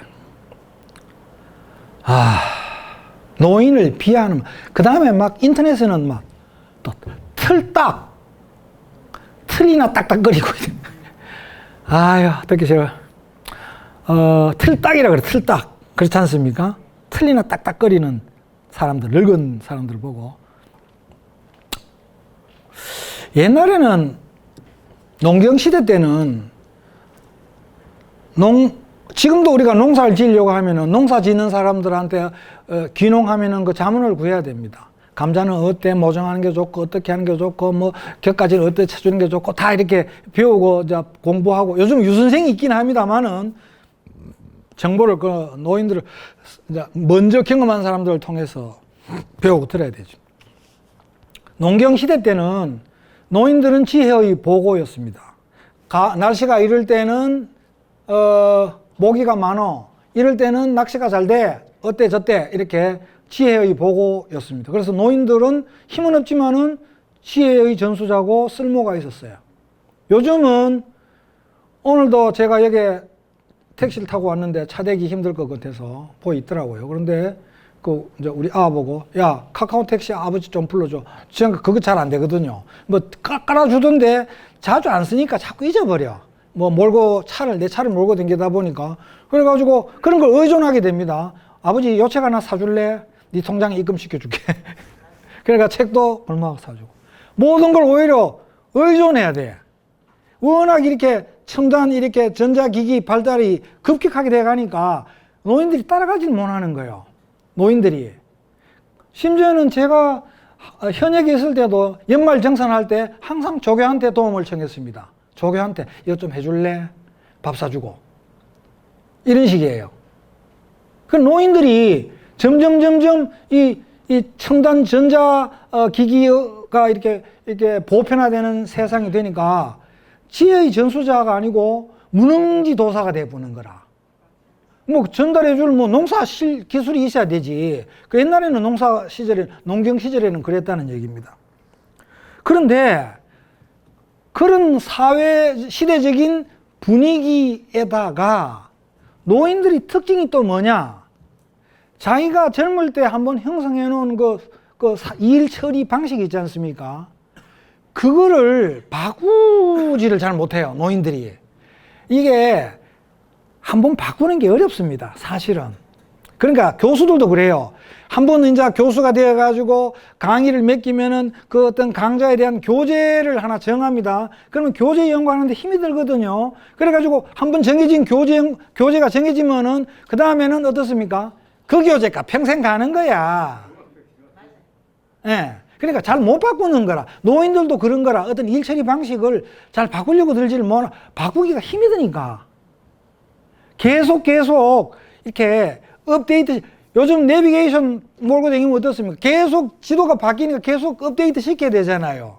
근데 업데이트 잘 안 되거든. 업데이트 시키는 것도 힘들잖아요. 계속 저는 아들 보고, 그건 또 큰 놈이 더 잘해요. 그러니까 큰 놈한테 또 부탁해요. 야, 이거 좀 해자오. 멀리 갈 때는 길이 막 바뀌니까. 요즘은 또 30km로 이렇게 제한되어 있잖아요. 그거 벌컥 가다가 걸리면은 신호 위반하고 속도 위반하면 13만 원. 이빨 빠지는 것보다 더 힘들어, 이거는. 그러니까 또 조심해야 되잖아요. 노인들은 그래서 어떤 의미에서 습관 덩어리입니다. 습관 덩어리입니다. 그래서 늙은 나무는 부러질지언정 휘어지진 않는다. 습관이 딱딱하게 강철처럼 굳어지는 거예요. 그걸로 모든 걸 다 처리하려고 들지. 그래, 우리 여기 앉아 계신 선생님들이나 저나 그렇잖아요. 옷 같은 거 인터넷으로 사는 거 믿음직스럽습니까? 직접 가가지고 사야 됩니까? 직접 가가 봐야 되죠. 우리는 그래 사왔거든요. 그렇게 우리는 봤거든요. 근데 재미난 게 제가 면도기가 고장이 나가지고 이제 삼성 홈플러스에 면도기 하나 바꾸러 가는데 면도기 하나 떡 지는 거 보니까 20만 원 써붙여져 있어요. 또 비싸다. 면도기 이렇게 하고 있는데 우리 큰놈이 막 쿡쿡 찌르는 게 나는 그 있는 사람하고 막 말을 걸려고 하고 사기 직전인 거죠. 그러니까 와카노카 있긴 해. 아버지 사지 마세요. 인터넷으로 사면 10만 원이. 1만 원 벌써 가격을 조사한 거야. 가격을 조사해가지고. 그러니까 젊은 사람들은 그런 식으로 이제 따라가는데 우리는 항상 물건을 보고 사던 방식이 되나니까 이제 드디어 호구가 되는. 그래, 아빠 같은 사람을 호갱이라 그래요. 호구 고객. 그런다 그러는 거. 호갱이라 그런대요. 인터넷으로 이래 사는 게 훨씬 이제 싸게 친다. 그래서 요즘 선전에 보면 인터넷보다 더 싸다 이래서 붙여놨잖아. 노인들은 자기가 일을 처리하는 어떤 사고방식, 그 다음에 생각, 이걸 갖다가 고착화시키고 그걸로 가지고 자기 시대에는 그런 방식으로 일 처리하던 게 통했어. 근데 세상은 엄청나게 바뀌었잖아요. 바뀌는데 그걸 고집을 하는 거야. 그러니까 그 일 처리 방식이 요즘 세상에는 안 통하거나 덜 통하거나 문제를 유발시키거나 이래 되는 거거든요. 그걸 강조를 하면은 뭐가 됩니까? 그런 식으로 하면은 그레이 꼰대 되는 거예요. 제가 꼰대 짓을 했는데요. 자전거를 하나 사가지고 우리 어릴 때는 자전거 헤드라이트는 앞을 훤히 비추는 기능으로 생각했었어요. 밤길도 훤히 비추고. 그래서 저는 아주 막 헤드라이트처럼 군용 랜턴 같이 거단한 거 끼죽한 걸 달아가지고 그걸 이제 차에 자전거에 턱 달라고 그러니까 우리 아가 아버지 요즘 그런 거 다는 거 아니에요. 요즘 그냥 조그만한 거에 달고 고래 달지 아버지처럼 큰 거 안 달아요. 막 이렇게 쫑꼬두듯이 얘기를 하는 거라. 그럼 내가 화가 나더라고요. 이 새끼 컸어. 이 자식이 컸네. 하면서 화를 버럭 냈어요. 근데 나중에 타고 보니까 말이 맞더라고. 그런 게 필요가 없어. 그렇게 큰 헤드라이트가 필요가 없는 거예요. 랜턴인처럼 그런 거 가난한 거 있잖아. 어디에 뭐 사슴 때리 잡을 것도 아니고. 사냥꾼들 활비차가 뭐 곰 쏘는 게 있잖아요. 그래 꼰대 짓을 한 거예요, 제가. 그런 식으로 하면은 이제 책상 다리에 고약 붙이는 소리가 돼버린다. 아무짝에도 쓸모없고 대단히 뭐 중요한 어떤 처방을 붙여준 것 같은데 이게 책상 다리에 고약 붙여 이게 무슨 의미가 있겠어요? 꼰대 소리를 듣게 된다. 그런데요, 습관이라는 것을 노인들은 습관 덩어리잖아요. 습관 덩어리입니다. 근데 루소라는 사람이 유아교육론 책인 에밀을 썼는데 에밀에서 어린아이가 가져야 될 유일한 습관은 아무런 습관도 가지지 않는 것이다 이렇게 얘기했었어요. 습관을 가지는 순간에 정신의 창조성이 말살됩니다. 고착되고 창의적이지 못한 것이죠. 그래서 정신의 창의성을 극대화시키기 위해서는 습관을 가지지 말아야 된다는 얘기지. 습관으로부터 우리는 끊임없이 벗어나야 되는 훈련을 해야 되는데 아까 말씀드린 대로 그게 쉽지가 않잖아요. 우리가 암만 습관으로 벗어나고 바뀐 세상에 변화하고 적응해야 된다 그러지만 지금 저 BTS가 부르는 노래 따라 부르는 분이 계십니까? 없잖아요. 못하지 못한 거예요. 우리는 그냥 물리방아 도는 내리기나 부르고 사는 거라. 그 이상은 잘 부르기 힘들어요. 그게 돼봐야 우리 학교 다닐 때는 뭐 이제 통기타 치는 그 가수들 있지 않습니까? 그 다음에 누구야 저 고래사냥이나 부르고 떠나자 고래 잡으러 가고 그런 정도지. 두만강 푸른 물에 우리 아버지 부르던 노래 그런 거 있잖아. 그 다음에 조금 신식으로 부르는 게 그러지. 랩송 같은 거 우리 못 따라 부르거든요. 시부렁 그래서 하는데 그건 저게 노래인지 말 안 하는 건지 구분이 안 되고 참 어려워요. 따라잡는 게 말하면 쉽지가 않아 사실은.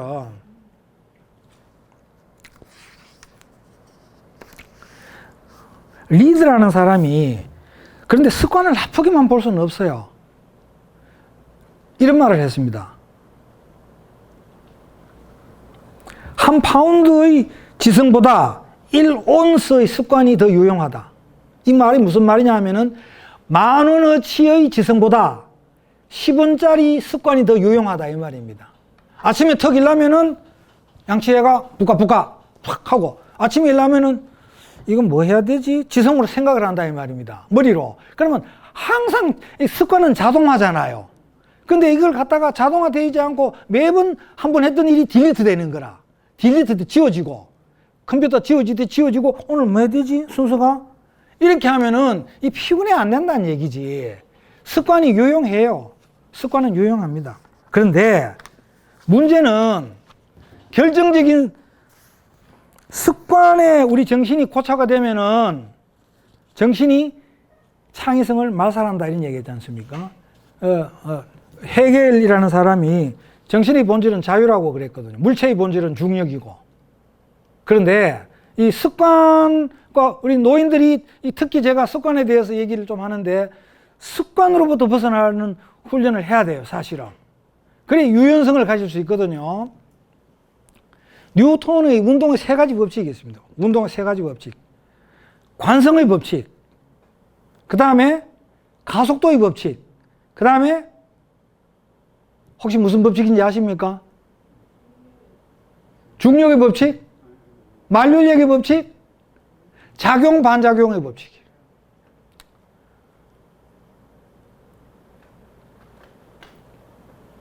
관성의 법칙. 한번 움직이기 시작한 물체는 외부에서 방해가 없는 한 계속 움직이려고 하는 경향성이 있다. 근데 이 지상에서는 그래 되진 않죠. 왜냐하면은 공기의 저항이 있기 때문에 언젠가는 떨어집니다. 진공에서는 한번 움직이면 계속 움직입니다.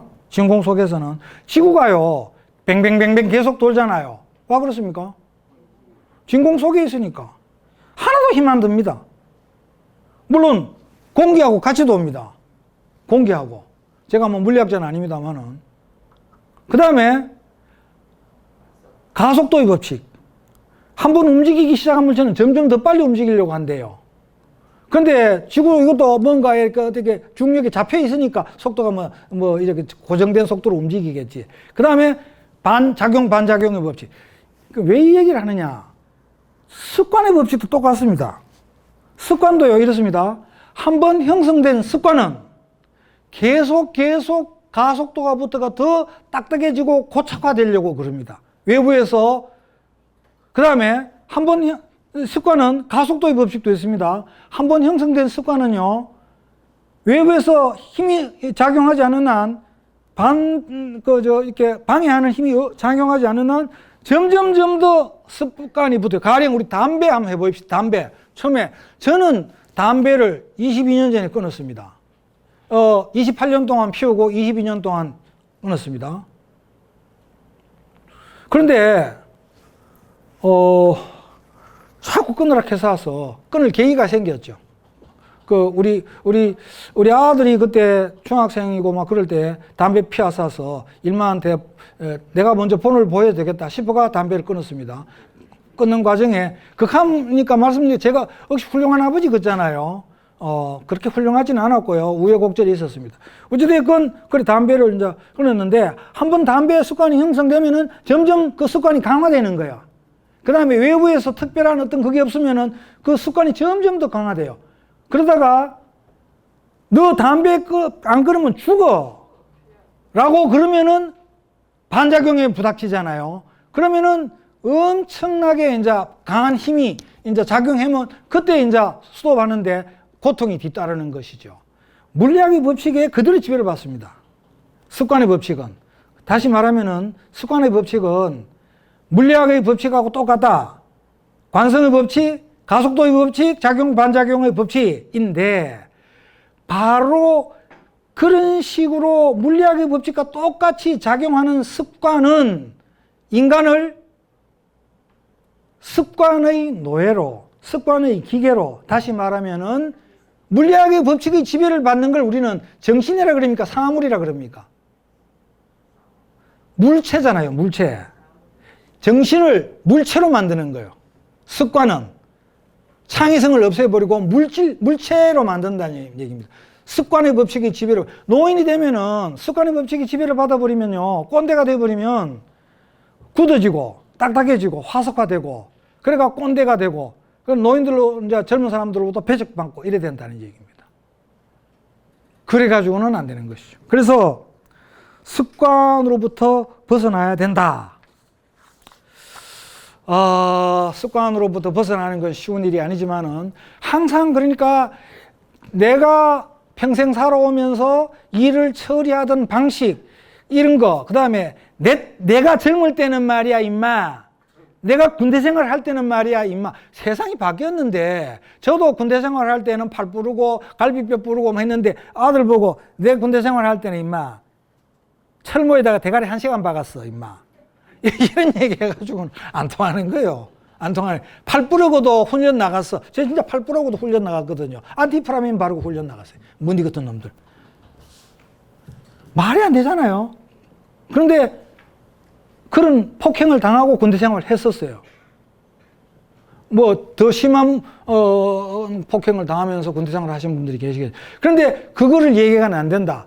그 다음에 제가 언젠가 어디 가가지고 우리 며느라이가 둘째 아기를 가져가지고 가는 막 이래야면 그런데 첫째건 둘째건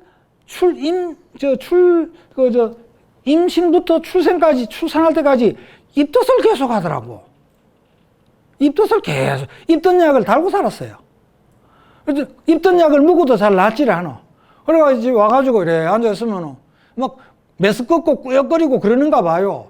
그러니까 할 수 없이 가보고 설거지 못 시키잖아요. 제가 설거지. 그리고 우리 마누라하고 밥 설거지하고 있으면은 우리 큰놈이 미안하잖아요. 그럼 지금만은 빼주고 저하고 둘이서 아버지가 남자끼리 하죠 하면서. 그래서 그 얘기를 세상이 바뀌었는데 나는 아주 적절한 사례라고 얘기를 드렸거든요. 여러분들 같은 노인들 앞에서 어떤 노인이 그 카드를 내보고 선생님 풍 안 있어요? 무슨 뜻인지 모르는데 네가 남자냐 이 말이에요. 그러니까 우리 아버지 세대는 상상할 수 없는 일이죠. 근데 요즘은 또 그래 세상이 바뀌었으니까. 그러니까 그때 제가 우리 며느라이가 입덧이 너무 심해가 그랬다는 얘기는 못 했는데 입덧이 심한 경우에 다가가 했다는 건 조금 양해될 수 있는 얘기 아닙니까? 양해될. 여성분들은 뭐 고개를 끄덕거리는, 남성분들은 그래도 아직 안 끄덕거리네.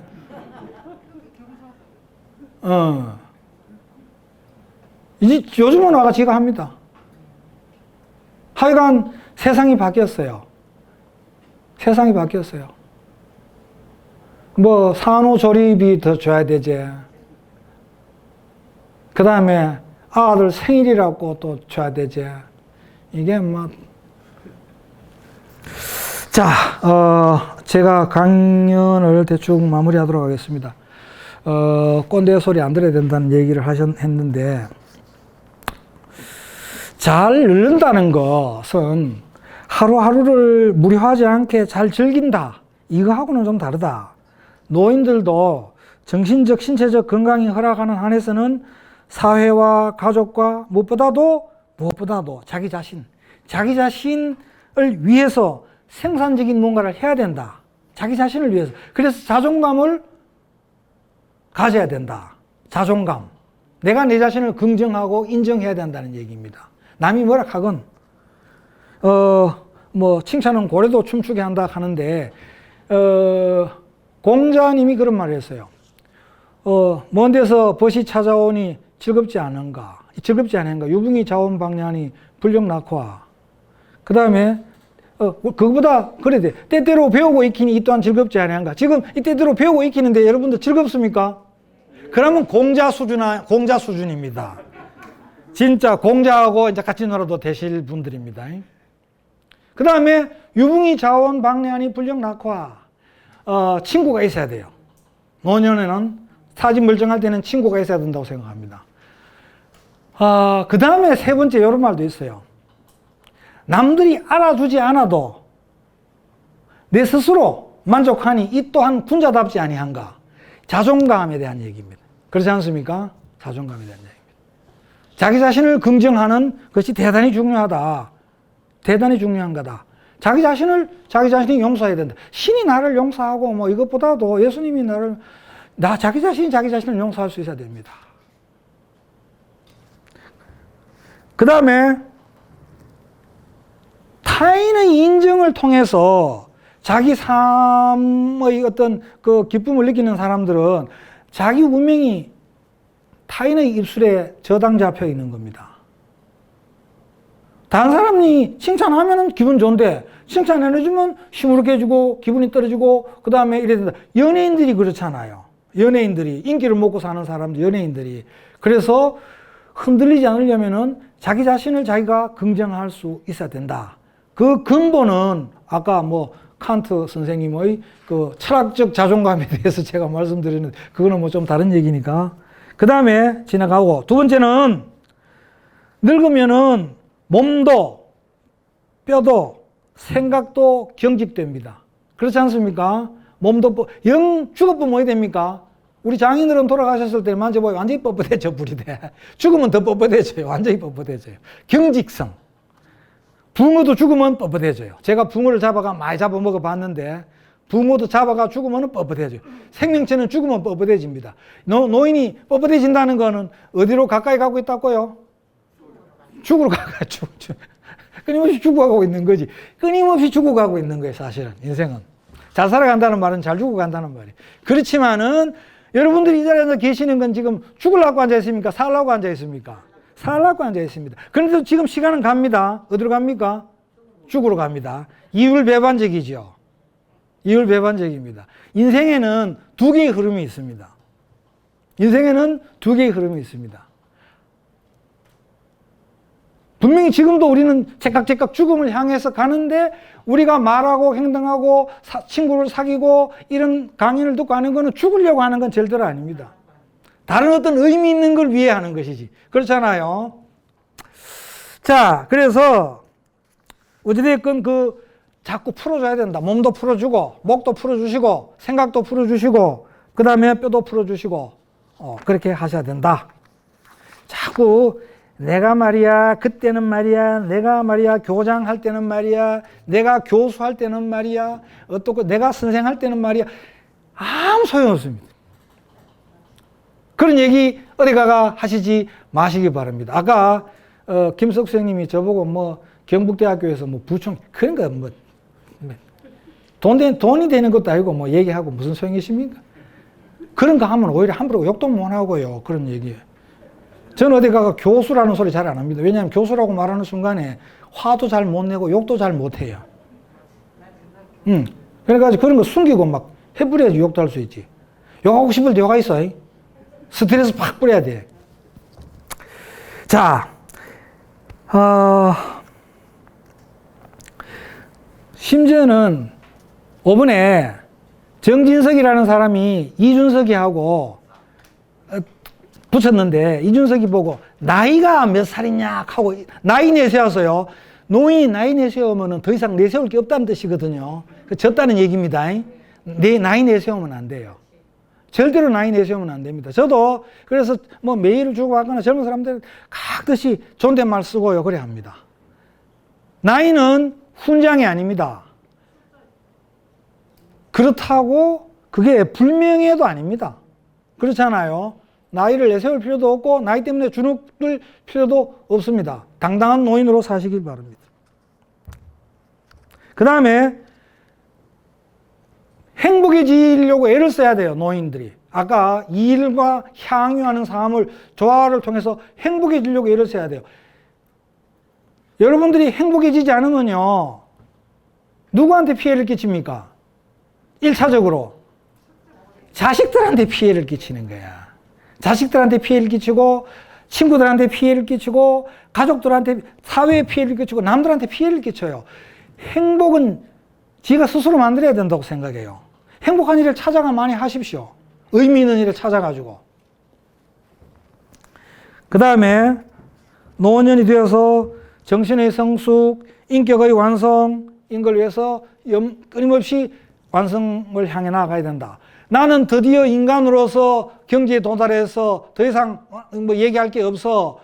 이런 사람이 있으면 나와보라고 그랬는데 아무도 아까 없었습니다. 그러니까 계속 하셔야 되는 거예요. 공자님은 나이 70에 이르러서 내가 뭐 하고 싶은 대로 해도 법도에 어그러지는 법이 없었다. 그걸 뭐 종심소욕 불유국 하는 흑판이 없어가 다행인데 제가 한자를 못 쓰니까 예, 그 뜻은 그런 뜻이에요. 근데 제가 공자가 이제 70에 2500년 전에 사람이 70살았다 하면 이게 지금 120산 것, 120 비슷한 거겠죠. 예. 그러니까, 그때쯤 되면은 공자님 눈에 들어오는 할매들도 다 돌아가셨어요. 마음 흔들릴 일이 없어요. 노래방이 있나, 뭐가 있노? 다 돌아가셨어요. 그런데 이제 요즘은 너무 그 주변 환경으로만 해석하면 안 되고 공자님이 끊임없이 자기 수양을 했다는 얘기 아니겠습니까? 근데 칸트 선생은 공자님이 종심소욕 불유국 완성된 경지에 도달했다는 것을 인정하지 않았습니다. 인간은 죽을 때까지 계속 도덕적 완성을 위해서 노력해야 된다고 생각했었습니다. 그거는 뭐 칸트 선생하고 공자 선생은 약간의 견해 차이가 있는데 어찌됐건 인간은 치매가 걸려버리면 못하는 거죠. 그때 되면 잘 죽는 걸 생각해야 되는데 그 치매 걸리기 직전에 저는 개인적인 또 얘기인데 우리 어른이 돌아가시기 전에 그날 돌아가시는 날 밤에 새벽 1시에 2시에 24시 간병인을 붙였는데 간병인도 같이 자버렸어요. 돌아가시고 난 뒤에 연락을 주는 거라.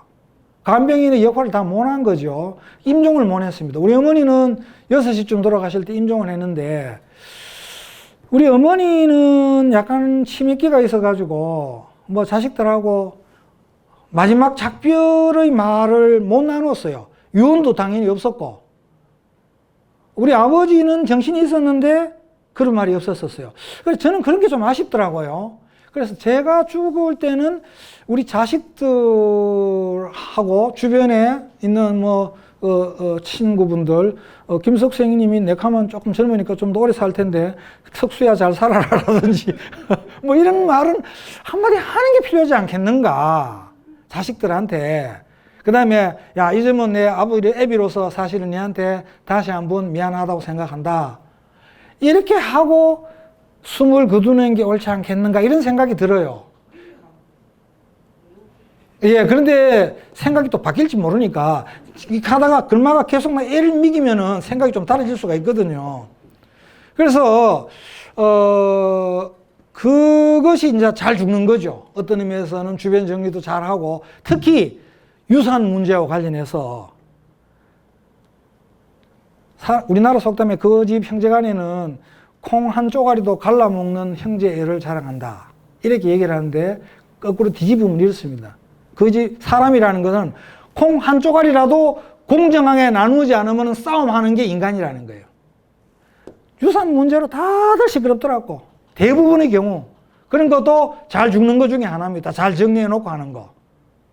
그것은 지금 제가 하기에는 좀 그런 거고요. 아까 말씀드린 대로 80세 이후에는 좀 고민을 해봐야 될 것 같아요. 예. 하여간, 행복하고, 즐거운, 그 다음에 숙제를 잘 마무리하시는 그런, 노후 삶을 보내시기를 바랍니다. 이 얘기는 제가 제 자신한테 하는 얘기이기도 합니다. 아까 처음에 강의를 시작할 때처럼. 예, 하여간 스스로 되돌아볼 수 있는 또 기회를 김석수님이 줘서 한편으로는 밥 한 번 또 사줘야 될 것 같아요. 감사합니다. 마치겠습니다.